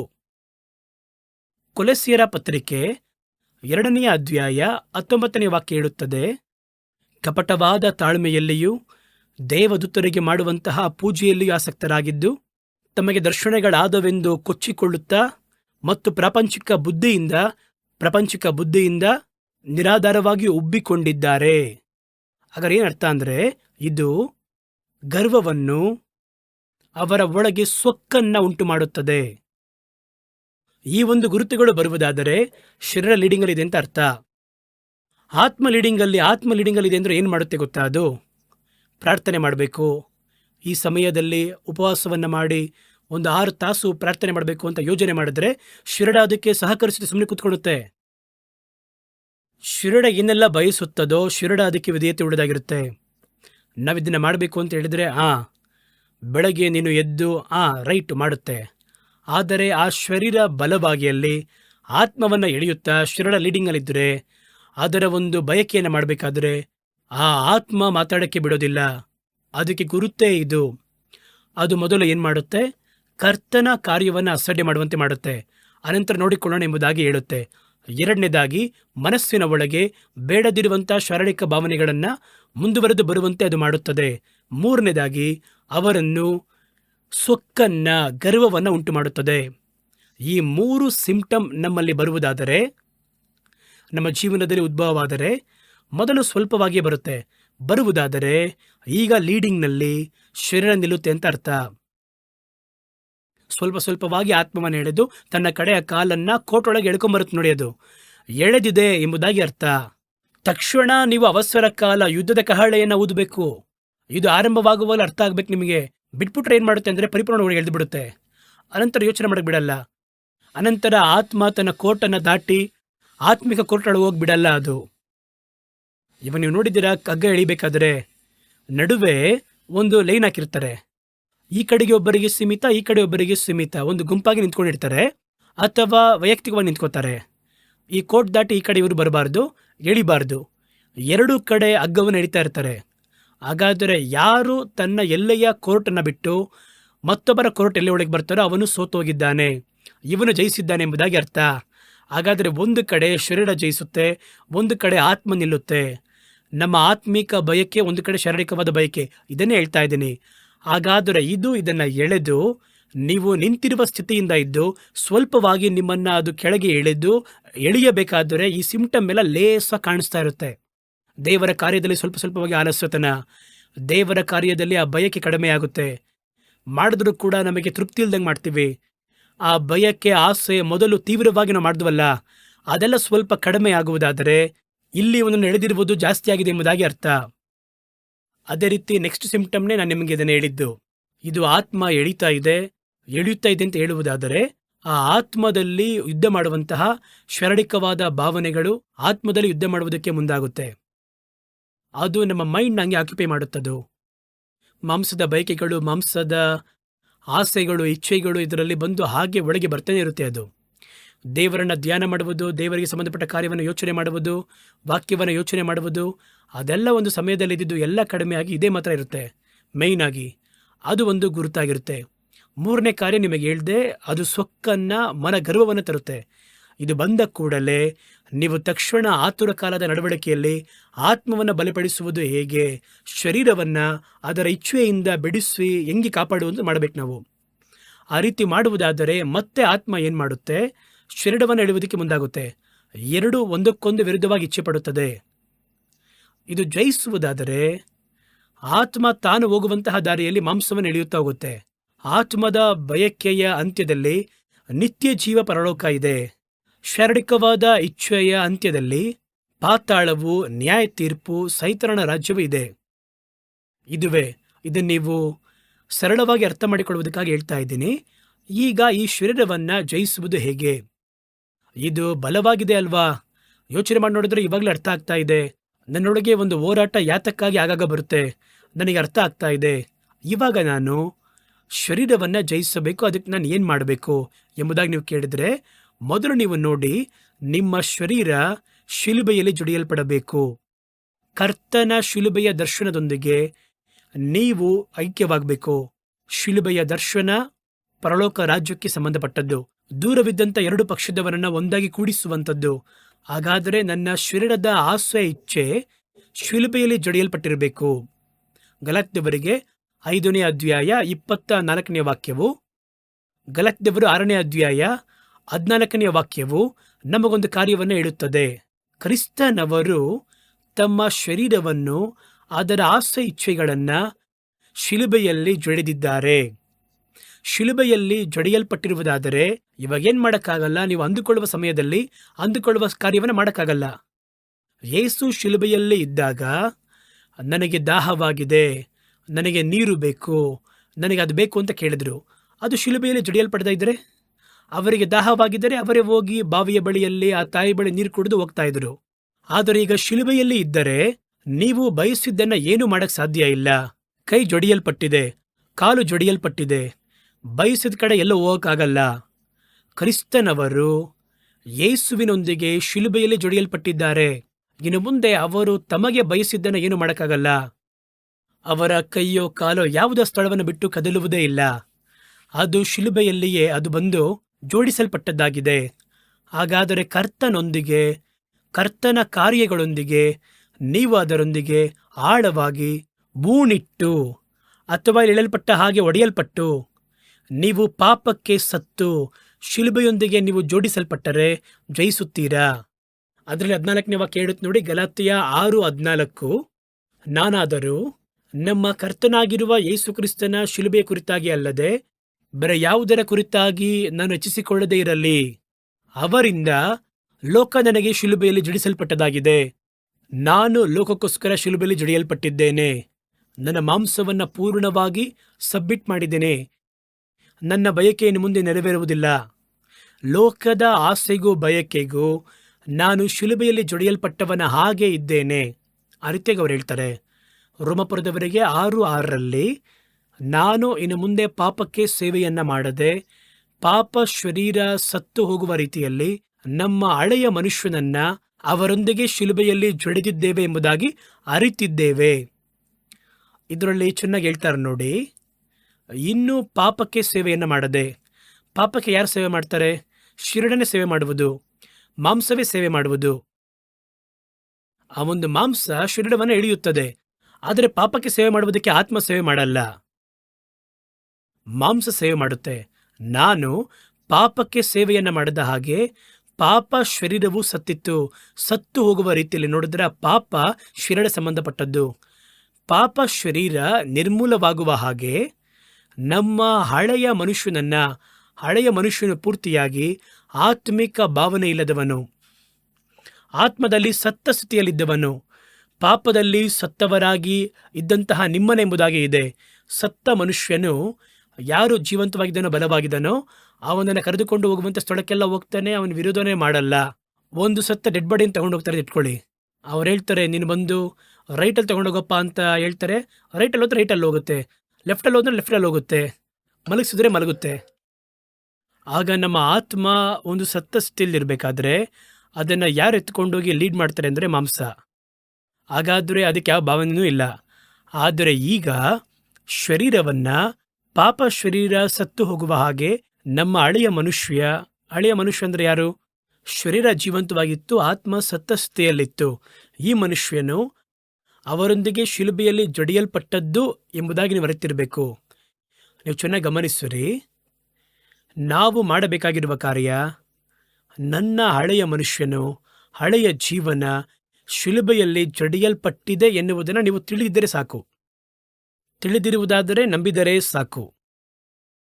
ಇನ್ನು ನಾನೆಲ್ಲ ಕ್ರಿಸ್ತನಲ್ಲಿ ಜೀವಿಸುವನು. ಈಗ ನಾವು ಹೋಗಿ ಜಡಿಯಲ್ಪಟ್ಟಿದ್ದೀವಿ ಅಂದರೆ ಏನ್ರಿ ಅಂತ ಕೇಳಿದ್ರೆ, ನಾನು ಜಡಿಯಲ್ಪಟ್ಟಿದ್ದೇನೆ ಎಂಬುದಾಗಿ ನೀವು ನಂಬುವುದೇ ಜಡಿಯಲ್ಪಡುವುದು. ಅವ್ರದ್ದೇನೆ ಹೇಳ್ತಾರೆ ನೋಡಿ. ಬೇರೆ ಏನು ಮಾಡ್ತೀರಾ ನೀವಲ್ಲಿ? ಶಿಲ್ಬೆನ್ ತೊಗೊಂಡು ಅದನ್ನು ಮಲ್ಕೊಂಡು ನಮ್ಮನ್ನು ಮೊಳೆ ತೊಗೊಂಡು ಹೊಡಿರಿ ಅಂತ ಹೇಳ್ತೀವಾ? ಇಲ್ಲ ಅಲ್ವಾ? ನಾನು ಜಡಿಯಲ್ಪಟ್ಟಿದ್ದೇನೆ ಎಂಬುದಾಗಿ ನೀವು ಅದನ್ನು ನಂಬಿರಿ. ನೋಡಿ, ಜಡಿಯಲ್ಪಡುವುದು ಎಂಬುದಾಗಿ ತಿಳಿದಿದ್ದೇವೆ, ನೀವು ಅದನ್ನು ನಂಬಿರಿ. ಇನ್ನು ನಾನು ನನ್ನ ಇಷ್ಟ ಪ್ರಕಾರ ಮಾಡೋಕ್ಕಾಗಲ್ಲ, ಇನ್ನು ಮುಂದೆ ನಾನಲ್ಲ, ಕ್ರಿಸ್ತನಲ್ಲಿ ಜೀವಿಸುತ್ತಾನೆ, ಅದನ್ನು ನಂಬ್ರಿ. ಕ್ರಿಸ್ತನಲ್ಲಿ ಜೀವಿಸಿರುವುದಾದರೆ ಅವರು ನನ್ನನ್ನು ಎಲ್ಲಿ ಕರ್ಕೊಂಡು ಹೋಗ್ತಾರೋ ಆ ಸ್ಥಳದಲ್ಲಿ ಆ ಶಿರಡ ಆತ್ಮ ಕೂಡ ಹೋಗಬೇಕು. ನಾವು ಜೀವಂತವಾಗಿ, ನಮ್ಮ ಶಿರಡ ಮಾತ್ರ ಜೀವಂತವಾಗಿದ್ದು, ನನ್ನ ಆತ್ಮ ಹಳೆ ಮನುಷ್ಯನ ಸ್ಥಿತಿ ಸತ್ತದ್ದಾಗಿ ಇತ್ತು, ಪಾಪದಲ್ಲಿ ಸತ್ತಿತ್ತು. ಅದು ಆತ್ಮ ಸತ್ತೋಯ್ತು. ಅಲ್ಲಿ ಶರೀರ ಎಲ್ಲೆಲ್ಲಿ ತೆಗೆದುಕೊಂಡು ಹೋಯ್ತು ಅದೆಲ್ಲ ಹೋಗುತ್ತೆ. ನಾನು ಒಂದು ಕಾಲದಲ್ಲಿ ಪಾಪದಲ್ಲಿ ಸತ್ತಿದ್ವಿ. ಆ ಶರೀರ ನಮ್ಮನ್ನು ಎಲ್ಲೆಲ್ಲಿ ಅದು ಇಚ್ಛೆಯಿಂದ ಇತ್ತೋ ಆತ್ಮನ ಹೊತ್ಕೊಂಡು ಹೋಗ್ತಾ ಇತ್ತು. ಈ ಆತ್ಮ ಅದಕ್ಕೆ ವಿರೋಧ ಮಾಡೋಕ್ಕಾಗಲಿಲ್ಲ. ಕುಡಿಬೇಕು ಅಂತ ಹೇಳಿ ಕುಡುಕರ ನಡುವೆ ಹೋಗಿ ಕುಡಿದ್ರೆ ಆತ್ಮ ಕೂಡ ಹಂಗೆ ಸತಸ್ಥಿತಿಯಲ್ಲೇ ಇರ್ತಿತ್ತು. ಆ ರೀತಿ ಇತ್ತು. ಪಾಪ ಮಾಡುವ ಸ್ಥಳಕ್ಕೆ ಹೋದರೆ ಇದು ಕೂಡ ಸುಮ್ಮನೆ ಬರ್ತಾ ಇತ್ತು, ವಿರೋಧ ಮಾಡಲೇ ಇಲ್ಲ. ಆದರೆ ಅದು ಉಜ್ಜೀವಿಸವಾದಾಗ ಅದು ತನಗೆ ಬಯಸದೇ ಇರುವಂತಹ ಸ್ಥಳಕ್ಕೆ ಶಿರಡ ಕರ್ಕೊಂಡು ಹೋಗ್ತೀನಿ ಗೊತ್ತಾಗಿದ್ದು ಕೂಡ ವಿರೋಧ ಮಾಡುತ್ತದು. ಅದನ್ನೇ ಸತ್ಯವೇದ ಹೇಳುತ್ತೆ. ನನಗೆ ಇಷ್ಟವಿಲ್ಲದ ಸ್ಥಳಕ್ಕೆ ಯಾಕೆ ಕರ್ಕೊಂಡು ಹೋಗ್ತೀಯಾ? ಒಬ್ಬ ಮನುಷ್ಯನು ಒಂದು ಟ್ಯಾಕ್ಸಿಯಲ್ಲಿ ಪ್ರಯಾಣ ಮಾಡುವುದಕ್ಕೂ ಅವನು ಸತ್ತು ಶವಪಟ್ಟಿಗೆಯಲ್ಲಿ ಪ್ರಯಾಣ ಮಾಡುವುದಕ್ಕೆ ವ್ಯತ್ಯಾಸ ಇದೆ. ನೀವು ಒಂದು ಶವಪಟ್ಟಿಗೆ ಒಳಗೆ ಇಟ್ಟು ಆ ವಾಹನದಲ್ಲಿ ಆಂಬ್ಯುಲೆನ್ಸ್ನ ತೆಗೆದುಕೊಂಡು ಹೋದರೆ ಅವರ ಶಿರಡವನ್ನು ಎಲ್ಲಿ ತೊಗೊಂಡೋದ್ರೂ ಅದು ಹೋಗುತ್ತೆ. ಒಂದು ಟ್ಯಾಕ್ಸಿಯಲ್ಲಿ ಒಬ್ಬ ವ್ಯಕ್ತಿಯನ್ನು ಕರ್ಕೊಂಡೋದ್ರು ಕೂಡ ನೀವು ತಪ್ಪಾದ ಡೈರೆಕ್ಷನಲ್ಲಿ ಹೋದರೆ ಹಿಂದಿಂದ ಕಿರಿಸ್ತಾನೆ, ಎಲ್ಲಪ್ಪ ಹೋಗ್ತಿದ್ಯಾ, ನನ್ನನ್ನು ನೀಸ್ತೊಳಗ್ತಾನೆ ಹೋಗಕ್ಕೆ ಹೇಳಿದ್ದು. ಆ ರೀತಿಯಾಗಿ ವಿರೋಧ ಮಾಡ್ತಾರೆ. ಅದೇ ರೀತಿ ಸತ್ಯವೇದ ಆತ್ಮವು ಶರೀರವು ಒಂದಕ್ಕೊಂದು ವಿರೋಧ ಮಾಡುತ್ತೆ ಅಂತ ಹೇಳ್ತಾ ಇದೆ. ಹಾಗಾದರೆ ಶರೀರ ಎಳೆಯುವಾಗಲೇ ಆತ್ಮ ಅದಕ್ಕೆ ವಿರೋಧವನ್ನ ಮಾಡಿದರೆ ಅದು ಜೀವಂತವಾಗಿದೆ ಎಂಬುದಾಗಿ ಅರ್ಥ. ಹಾಗಾದರೆ ಇವ್ರು ಏನು ಹೇಳ್ತಾರೆ ಅಂದರೆ, ಆ ಹಳೆಯ ಸ್ಥಿತಿಯಲ್ಲಿರುವಂಥ ಮನುಷ್ಯನು ಆತ್ಮ ಸತ್ತು ಶರೀರ ಬದುಕಿರುವಂಥ ಮನುಷ್ಯ, ಆ ಸ್ಥಿತಿಯಲ್ಲಿರುವಂಥ ಮನುಷ್ಯ ಶಿಲುಬೆಯಲ್ಲಿ ಜಡಿಯಲ್ಪಟ್ಟಾಯಿತು. ಹಾಗಾದ್ರೆ ಜಡಿಯಲ್ಪಡುವುದಕ್ಕೆ ಏನು ಮಾಡಬೇಕು? ಜಡಿಯಲ್ಪಡೋದಕ್ಕೆ ಏನು ಮಾಡಬೇಕಾಗಿಲ್ಲ. ಜಡಿಯಲ್ಪಟ್ಟಿದ್ದೇನೆ ಎನ್ನುವುದನ್ನು ನಂಬಿರಿ ಸಾಕು. ಜಡಿಯಲ್ಪಟ್ಟಿದ್ದೇನೆ ಎನ್ನುವುದನ್ನು ನಂಬಿರಿ. ಜಡಿಯಲ್ಪಟ್ಟಿದ್ದೇನೆ ಎನ್ನುವಂಥದ್ದನ್ನು ಅರಿಕೆ ಮಾಡಿರಿ. ಅಷ್ಟೇ, ಬೇರೇನು ಮಾಡಲಿದ್ದೇವೆ? ಇದನ್ನು ಮಾಡಿದರೆ ಶರೀರ ಆತ್ಮಕ್ಕೆ ವಿಧೇಯತೆ ಉಳಿದಾಗ ಮಾರ್ಪಡುತ್ತೆ. ಅದುವೇ ಸತ್ಯವೇದ ಹೇಳುತ್ತೆ. ಇನ್ನು ಮುಂದೆ ನಾನು ಪಾಪಕ್ಕೆ ಸೇವೆಯನ್ನು ಮಾಡಿದಾಗ, ರೋಮ 6:6, ಪಾಪಕ್ಕೆ ಸೇವೆ ಮಾಡದ ಹಾಗೆ ಪಾಪದ ಶರೀರ ಗತಿಸಿ ಹೋಗಲಿ. ನಮ್ಮ ಹಳೆಯ ಮನುಷ್ಯನು ಅವರೊಂದಿಗೆ ಶಿಲುಬೆಯಲ್ಲಿ ಜಡಿಯಲ್ಪಟ್ಟಿದ್ದೇನೆ ಅಂತ ನಂಬಿದ್ದೇನೆ. ಈಗ ಈ ವಾಕ್ಯವನ್ನು ಉಲ್ಟವಾಗಿ ಓದ್ತೀನಿ ನೋಡಿ. ನಾನು ಹಳೆಯ ಮನುಷ್ಯನು ಅಂದರೆ ಆತ್ಮ ಸತ್ತು ಶರೀರ ಬದುಕಿರುವಂಥ ಮನುಷ್ಯ ಅವರೊಂದಿಗೆ ಶಿಲುಬೆಯಲ್ಲಿ ಜಡಿಯಲ್ಪಟ್ಟಿದ್ದಾನೆ ಎಂದು ಅರಿತಿರುವುದರಿಂದ ನನ್ನ ಪಾಪ ಶರೀರ ಸತ್ತು ಹೋಗುತ್ತದೆ. ಅದೇ ಅಲ್ವ ಅರ್ಥ? ಪಾಪದ ಶರೀರ ಗತಿಸಿ ಹೋಗುವ ಹಾಗೆ ಜಡಿಯಲ್ಪಟ್ಟನೆಂಬುದಾಗಿ ನಂಬುತ್ತೇನೆ. ಹಾಗಾದರೆ ನನ್ನ ಹಳೆಯ ಮನುಷ್ಯನು ಯೇಸುವಿನೊಂದಿಗೆ ಜಡಿಯಲ್ಪಟ್ಟಿದ್ದಾನೆ ಎಂಬುದಾಗಿ ನೀವು ನಂಬಿದರೆ ಆ ಸ್ವಲ್ಪವಾಗಿ ಆ ಪಾಪದ ಶರೀರ ಗತಿಸಿ ಹೋಗುತ್ತದೆ. ಅದನ್ನು ನಿಮ್ಮ ಆತ್ಮ ಜಯಿಸಿ ಬಿಡುತ್ತೆ ಎಂಬುದಾಗಿ ಸತ್ಯವೇದ ಹೇಳುತ್ತೆ. ಹಾಗಾದರೆ ಅದನ್ನು ಮೊದಲು ಈ ನಂಬಿಕೆಯನ್ನು ನೀವು ಹೊಂದಲು ಆರಂಭಿಸುವಾಗ ಆ ಪಾಪದ ಶರೀರ ಗತಿಸಿ ಹೋಗುವುದಕ್ಕೆ ಮುಂದಾಗಿ ಪಾಪಕ್ಕೆ ಮುಂದೆ ನೀವು ಸೇವೆ ಮಾಡುವುದಿಲ್ಲ. ನಾನು ಮುಂಚಿತವಾಗಿ ಹೇಳಿದ ಹಾಗೆ ಪಾಪಕ್ಕೆ ಯಾರು ಸೇವೆ ಮಾಡ್ತಾರೆ? ಮಾಂಸವೇ ಸೇವೆ ಮಾಡುತ್ತದೆ, ಆತ್ಮವಾಗಿ ಸೇವೆ ಮಾಡಲ್ಲ. ಯಾಕೆಂದರೆ ಆತ್ಮವಾಗಿ ಇಲ್ಲಿಯವರೆಗೂ ಪಾಪಕ್ಕೆ ಸೇವೆ ಮಾಡಿದ್ದೇ ಇಲ್ಲ. ನಿಮ್ಮ ಆತ್ಮ ಕೂಡ ಹಾಗೆ ಪಾಪಕ್ಕೆ ಸೇವೆ ಮಾಡೋಕ್ಕಾಗಲ್ಲ. ನನ್ನ ಆತ್ಮ ಹೋಗಿ ಕುಡಿಯೋಕ್ಕೆ ಸಾಧ್ಯನ? ಯೋಚನೆ ಮಾಡಿ, ನಾನು ಕುಡಿದಿದ್ದೇನೆ, ಪಾಪದ ವಾಡಿಕೆ ಇದೆ, ಇಂಥ ಕಾರ್ಯಗಳಿಗೆ ಒಳಗಾಗಿದ್ದೇನೆ, ಇನ್ನು ಎಷ್ಟೊಂದು ಪಾಪಗಳಿದೆ, ಎಷ್ಟೊಂದರಲ್ಲಿ ಗುಲಾಮರಾಗಿದ್ದಾರೆ. ಯಾರಾದರೂ ತನ್ನ ಆತ್ಮದಲ್ಲಿ ಹೋಗಿ ನಾನು ಕುಡಿದಿದ್ದೇನೆ, ನಾನು ಮಲಗೆ ಇದ್ದೆ, ನನ್ನ ಆತ್ಮ ಹೋಗಿ ಎಣ್ಣೆ ಹೊಡೆದು ಬಂತು, ಯಾರಾದರೂ ಹೇಳಕ್ಕೆ ಸಾಧ್ಯನಾ? ನನ್ನ ಆತ್ಮ ಹೋಗಿ ಈ ಸ್ಥಳದಲ್ಲಿ ಪಾಪದಲ್ಲಿ ಬಿದ್ದು ಬಂದಿತ್ತು ಎಂಬುದಾಗಿ ಯಾರಾದರೂ ಹೇಳಕ್ಕೆ ಸಾಧ್ಯನಾ? ಸಾಧ್ಯನೇ ಇಲ್ಲ. ಪಾಪದಲ್ಲಿ ಬೀಳುವುದು ಏಳುವುದು ಶರೀರ ಮಾಡುತ್ತೆ. ಆತ್ಮ ಬಲಹೀನವಾಗಿದ್ದರೆ ಅಥವಾ ಸತ್ತ ಸ್ಥಿತಿಯಲ್ಲಿದ್ದರೆ ಇದು ವಿರೋಧ ಮಾಡೋಕ್ಕಾಗಲ್ಲ. ಇದು ಹೋಗಿ ಸುಮ್ಮನೆ ಕೂತಿರುತ್ತಷ್ಟೇ, ಇದೆಲ್ಲ ಮಾಡೋಕ್ಕಾಗಲ್ಲ. ಆಗ ಅವ್ರು ಏನು ಹೇಳ್ತಾರೆ ಅಂದರೆ, ಈ ಪಾಪ ಕೃತ್ಯವನ್ನು ಮಾಡುವಂಥ ಶರೀರ ಗತಿಸಿ ಹೋಗಬೇಕು ಅಂದರೆ ನೀವು ಮಾಡಬೇಕಾಗಿರುವ ಕಾರ್ಯ, ನಿಮ್ಮ ಪಾಪ ಶರೀರ ಗತಿಸಿ ಹೋಗುವುದಕ್ಕೋಸ್ಕರ ಹಳೆಯ ಮನುಷ್ಯನು ಅವನು ಕ್ರಿಸ್ತನಲ್ಲಿ ಜಡಿಯಲ್ಪಟ್ಟಿರಬೇಕು ಅಂತ ಅರ್ತಿರಬೇಕು, ಅಥವಾ ನೀವು ನಂಬಬೇಕು, ಅಥವಾ ಅದನ್ನು ಅರಿಕೆ ಮಾಡಬೇಕು. ಆ ರೀತಿ ನೀವು ಮಾಡಿದರೆ ನಿಮ್ಮ ಪಾಪದ ಶರೀರ ಅದು ಸತ್ತು ಇನ್ನು ಮುಂದೆ ನೀವು ಪಾಪಕ್ಕೆ ಸೇವೆಯನ್ನು ಮಾಡುವುದಿಲ್ಲ. ಅಂದರೆ ಇನ್ನು ಮುಂದೆ ನಿಮ್ಮ ಶರೀರ ಪಾಪಕ್ಕೆ ಸೇವೆಯನ್ನು ಮಾಡಲ್ಲ. ನಿಮ್ಮ ಆತ್ಮ ಯಾವುದಕ್ಕೆ ಸೇವೆ ಮಾಡೋದಕ್ಕೆ ಇಷ್ಟಪಡುತ್ತೋ ಅದೊಂದು ಕಡೆ ಅದೇ ತಿರುಗುತ್ತೆ. ಯಾಕೆಂದರೆ ನಿನ್ನ ಆತ್ಮ ನಿಮ್ಮ ಶರೀರವನ್ನು ಜಯಿಸಿದೆ. ಜಯಿಸಿದೆ ಅಂತ ಹೇಳಿದ್ರೆ ಇನ್ನೇನಾಗುತ್ತೆ ಅಂತ ನೀವು ಕೇಳುವುದಾದರೆ, ಜಯಿಸಿದವನು ಸೋತವನನ್ನು ತನ್ನ ಸ್ಥಳಕ್ಕೆ ಕರೆದುಕೊಂಡು ಹೋಗ್ತಾನೆ. ಅದು ನಡೆಯುತ್ತೆ ಎಂಬುದಾಗಿ ಸತ್ಯವೇದ ಹೇಳುತ್ತದೆ. ಅನಂತರ ಈ ಪಾಪದಿಂದ ಮಾಂಸದಿಂದ ಜಯ ಹೊಂದುವುದಕ್ಕೆ ಮೊದಲ ಕಾರ್ಯವೇನೆಂದರೆ ಪಾಪ ಶರೀರ ಯೇಸುವಿನೊಂದಿಗೆ ಜಡಿಯಲ್ಪಟ್ಟಿದೆ ಎನ್ನುವುದನ್ನು ನಂಬಿರಬೇಕು. ಎರಡನೇದೇನು ಮಾಡಬೇಕು? ಪಾಡುಗಳಿಗೆ ನಾವು ಸಹಭಾಗಿಗಳಾಗಬೇಕು. ಕ್ರಿಸ್ತನ ನಿಮಿತ್ತವಾಗಿ ಬರುವಂಥ ಪಾಡುಗಳು, ಕ್ರಿಸ್ತನ ನಿಮಿತ್ತವಾಗಿ ಬರುವಂತಹ ಕಷ್ಟಗಳು, ಕ್ರಿಸ್ತನಿಗೋಸ್ಕರವಾಗಿ ಬರುವಂತಹ ಉಪದ್ರವಗಳು, ಇವುಗಳಲ್ಲಿ ನಾನು ಒಂದು ಪಾಲು ವಹಿಸುತ್ತೇನೆ. ಹಾಗಾದರೆ ಈ ಭಾಗವನ್ನು ತೆಗೆದುಕೊಂಡ್ರೆ ನಾವು ಕರ್ತನಿಗೆ ಅಂತೇಳಿ ಸ್ವಲ್ಪ ಕೂಡ ಏನೂ ಕೆಲಸ ಮಾಡಿರಲ್ಲ, ಏನೋ ದೇವರಿಗೆ ಮಾಡಬೇಕು ಎಂಬುದಾಗಿ ಒಂದು ಕಾಣಿಕೆ ಕೊಟ್ಟು ಸುಮ್ಮನಾಗಿರ್ತೀವಿ. ಈ ರೀತಿ ಇರುವವರೇ ಪಾಪದಲ್ಲಿ ಬೀಳುವುದು. ಕರ್ತನಿಗೋಸ್ಕರವಾಗಿ ಅಖಾಡಕ್ಕೆ ಇಳಿದು ಹೋರಾಡಿ ಅದರಲ್ಲಿ ಪೆಟ್ಟು ತಿಂದು ನಿಂದಿಸಲ್ಪಟ್ಟು ಅದರ ಪಾಡುಗಳಿಗೆ ಭಾಗಿಗಳಾಗಿರ್ತಾರೆ ನೋಡಿ, ಅವರು ಬೆಂಕಿಯಾಗಿರ್ತಾರೆ. ಕೆಲವರು ಸೇವೆ ಮಾಡ್ತೀವಿ ಅಂತ ಅಂದ್ಕೊಂಡು ಅವರು ಕರ್ತನಿಗೋಸ್ಕರವಾಗಿ ಪಾಡುಗಳಿಗೆ ಸಹಭಾಗಿಗಳಾಗಿರಲ್ಲ. ಏನೋ ಒಂದು 10,000 ಕೈ ಕೊಡೋಣ, ಒಂದು ಕಾಣಿಕೆ ಕೊಟ್ಬಿಡೋಣ, ಮುಗೀತು, ಸೇವೆ ಮಾಡ್ತಾಯಿದ್ದೀವಿ, ಇಂಥವರಾಗಿದ್ದಾರೆ ನೋಡಿ. ಇಂಥವರು ಪಾಡುಗಳನ್ನು ಅವರು ಬಿಟ್ಟು ಪಾಡುಗಳಿಗೆ ದೂರವಾಗಿ ಕರ್ತನ ಮಕ್ಕಳಾಗಿ ತಮ್ಮನ್ನು ತೋರಿಸಿಕೊಳ್ಳುವವನ್ನೇ ಈ ಪಾಪಗಳಲ್ಲಿ ಸುಲಭವಾಗಿ ಹಿಡಿಯಲ್ಪಡ್ತಾರೆ. ಸತ್ಯವೇದ ಹೇಳುತ್ತೆ 1 ಪೇತ್ರನ ಪತ್ರಿಕೆ 4ನೇ ಅಧ್ಯಾಯ 1-2 ವಾಕ್ಯಗಳಲ್ಲಿ, ಈ ರೀತಿ ಇರುವಲ್ಲಿ ಕ್ರಿಸ್ತನು ನಮಗೋಸ್ಕರವಾಗಿ ಪಾಡುಪಟ್ಟದರಿಂದ ನೀವು ಆ ರೀತಿಯೇ ಚಿಂತನೆಯನ್ನು ಆಯುಧವಾಗಿ ಧರಿಸಿಕೊಳ್ಳಬೇಕು. ನೋಡಿದ್ರ, ಈ ಒಂದು ಚಿಂತನೆ ಒಂದು ಆಯುಧ. ಇದು ಈ ಪಾಪದ ಚಿಂತನೆ ಬಾರದ ಹಾಗೆ ಒಂದು ಆಂಟಿವೈರಸ್ ಥರ ನಿಂತು ಅದು ನಿಮ್ಮನ್ನು ತಡೆ ಮಾಡುತ್ತದೆ. ಹಾಗಾದರೆ ದೇವರ ಪಾಡುಗಳ ಒಳಗೆ ನೀವು ಬಾಯಿಗಳಾಗಿರಬೇಕು. 2ನೇ ವಾಕ್ಯ ಹೇಳುತ್ತೆ, ಯಾಕೆಂದರೆ ಶರೀರದಲ್ಲಿ ಪಾಡುಪಡುವವನು ಪಾಡುಪವರಂದ್ರೆ ಕ್ರಿಸ್ತನಿಗೋಸ್ಕರವಾಗಿ ಪಾಡುಪಡುವವನು. ಸುಮ್ಮನೆ ಸಾಲ ಮಾಡಿ ಊರು ಬಿಟ್ಟು ಓಡೋಗಿ ಬಚ್ಚಿಟ್ಕೊಂಡು, ಕೊಲೆ ಮಾಡಿ ಓಡಿ ಬಚ್ಚಿಟ್ಕೊಂಡು, ಪೊಲೀಸ್ ಹುಡುಕ್ತಾ ಇದೆ ಓಡಿ, ಅದಲ್ಲ.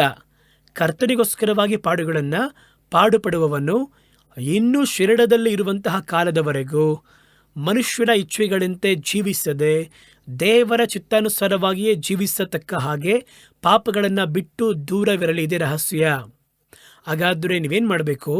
ಕರ್ತನಿಗೋಸ್ಕರವಾಗಿ ಪಾಡುಪಡುವಂತಹ ಯಾವ ಕಾರ್ಯದಲ್ಲಾಗಿರ್ಬೋದು, ವಾಲಂಟಿಯರ್ ಆಗಿ ಹೋಗಿ ಆದರೂ ನಿಮ್ಮನ್ನು ತೊಡಗಿಸಿಕೊಳ್ಳಬೇಕು.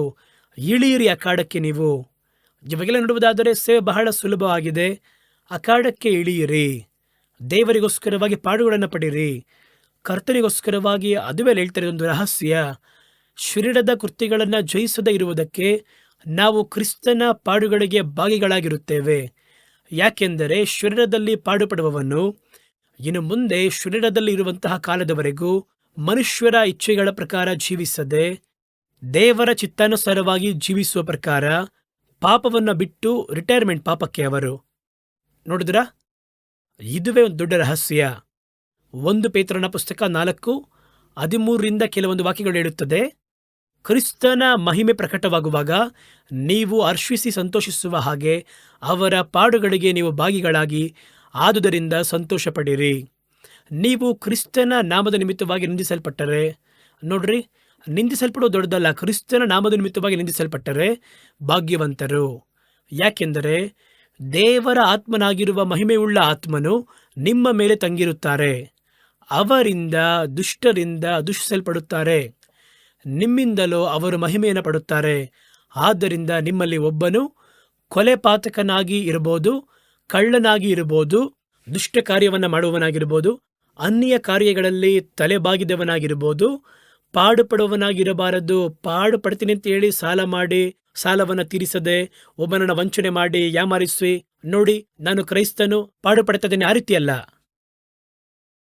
ಕ್ರಿಸ್ತನಲ್ಲಿ ಇರುವುದರಿಂದ ಪಾಡುಪಡುವುದಾದರೆ ನಾಚಿಕೆ ಪಡದೇ ಇದ್ದು ಅದರ ನಿಮಿತ್ತವಾಗಿ ದೇವರನ್ನು ಮಹಿಮೆಪಡಿಸುತ್ತಾರೆ. ನನಗೆ ಬರುವಂತಹ ಪಾಡು ಉಪದ್ರವ ಕ್ರಿಸ್ತನಲ್ಲಿ ಇದ್ದೇನೆನ್ನುವುದಕ್ಕಾಗಿ ಬರುತ್ತದೆ. ಹಾಗಾದರೆ ನಾನು ಇದರ ಬಗ್ಗೆ ಸಂತೋಷ ಪಡಬೇಕು. ಆಗ ಆ ರೀತಿ ಮಾಡಿದರೆ ಆ ಪಾಪದ ಶರೀರವನ್ನು ನಿಮ್ಮ ಆತ್ಮ ಸುಲಭವಾಗಿ ಜಯಿಸುತ್ತದೆ. ಪಾಪಗಳನ್ನು ಬಿಟ್ಟು ನೀವು ದೂರವಿರುತ್ತೀರ ಎಂಬುದಾಗಿ ಒಂದು ಉತ್ತರವಾದವನ್ನು ಕೊಡುತ್ತಾರೆ. ಕೊನೆಯದಾಗಿ ಒಂದು ಕಾರ್ಯವನ್ನು ನೋಡಿ, ಆತ್ಮಕ್ಕೆ ತಕ್ಕ ಹಾಗೆ ನಡೆದುಕೊಳ್ಳುವುದರಿಂದ, ಆತ್ಮಿಕವಾದ ಕಾರ್ಯ ಏನೆಲ್ಲ ಹೇಳುತ್ತೋ ಅದಕ್ಕೆ ತಕ್ಕ ಹಾಗೆ ನಿಮ್ಮ ಜೀವಿತವನ್ನು ರೂಪಿಸಿಕೊಳ್ಳುವುದಾದರೆ ನೀವು ಶರೀರವನ್ನು ಜಯಿಸಬಹುದು. ಗಲಾತ್ಯದವರಿಗೆ 5:16. ನಾನು ನಿಮಗೆ ಹೇಳುವುದೇನೆಂದರೆ, ಆತ್ಮಕ್ಕೆ ತಕ್ಕ ಹಾಗೆ ನಡೆದುಕೊಳ್ಳಿರಿ, ಆಗ ಶರೀರದ ಇಚ್ಛೆಯನ್ನು ನೆರವೇರಿಸದೇ ಇರುತ್ತೀರ. ಇದೊಂದು ರಹಸ್ಯ. ಆತ್ಮಕ್ಕೆ ಒಳಗಾಗಿ ಆ ದೇವರಾತ್ಮ ನಡೆಸುವ ಪ್ರಕಾರ ಅದಕ್ಕೆ ನಿಮ್ಮನ್ನು ಒಪ್ಪಿಸಿಕೊಡುವುದಾದರೆ ನೀವು ಶಾರೀರಿಕ ಇಚ್ಛೆಯನ್ನು ನೆರವೇರಿಸದೇ ಇರ್ತೀರಾ, ಅದು ಒಳಗೆ ಬರುವುದೇ ಇಲ್ಲ. ನಮ್ಮ ಸಮಯ ಪೂರ್ತಿಯಾಗಿ, ನೆನಪು ಪೂರ್ತಿಯಾಗಿ, ಚಿಂತನೆ ಪೂರ್ತಿಯಾಗಿ ಒಂದೇ ಕರ್ತನ ಕಾರ್ಯದ ಕುರಿತಾಗಿ ಯೋಚನೆ ಮಾಡ್ತಾ ಇರುತ್ತೆ. ಮೇಲೂ ಯಾರು ದೇವರ ಆತ್ಮದಲ್ಲಿ ಮುನ್ನಡೆಸಲ್ಪಡ್ತಾರೋ ಅವರು ದೇವರ ಪುತ್ರರಾಗಿ ಇರುತ್ತಾರಲ್ಲ ಎಂಬುದಾಗಿ ಸತ್ಯವೇದ ಹೇಳುವಂಥದ್ದಾಗಿದೆ. ಹಾಗಾದರೆ ಆತ್ಮವು ಶರೀರವು ಒಂದಕ್ಕೊಂದು ವಿರುದ್ಧವಾಗಿ ಹೋರಾಡುತ್ತದೆ. ಈ ಕಾರ್ಯವನ್ನೆಲ್ಲ ನಾವು ಮಾಡುವಾಗ ಆತ್ಮ ಬಲಪಡುತ್ತದೆ, ಶರೀರ ಬಲಹೀನತೆ ಪಡುತ್ತದೆ. ಆತ್ಮ ಲೀಡಿಂಗಲ್ಲಿ ಬರುತ್ತದೆ, ಶರೀರ ಅದಕ್ಕೆ ಹಿಂದೆ ಹೋಗುವುದಕ್ಕೆ ಪ್ರಯತ್ನ ಮಾಡುತ್ತದೆ. ಇನ್ನೂ ಬಲವಾಗಿ ಅದು ಆತ್ಮಿಕವಾಗಿರುವ ಕಾರ್ಯಗಳಿಗೆ ಮುಖ್ಯತ್ವವನ್ನು ಕೊಟ್ಟರೆ ಈ ಆತ್ಮ ನಿಮ್ಮ ಶರೀರವನ್ನು ಗೀಟನ್ನು ದಾಟಿ ತನ್ನ ಎಲ್ಲೆಗೆ ಬರಮಾಡುತ್ತದೆ. ಇದುವೇ ಆತ್ಮದಿಂದ ಶರೀರವನ್ನ ಜಯಿಸುವಂಥದ್ದು.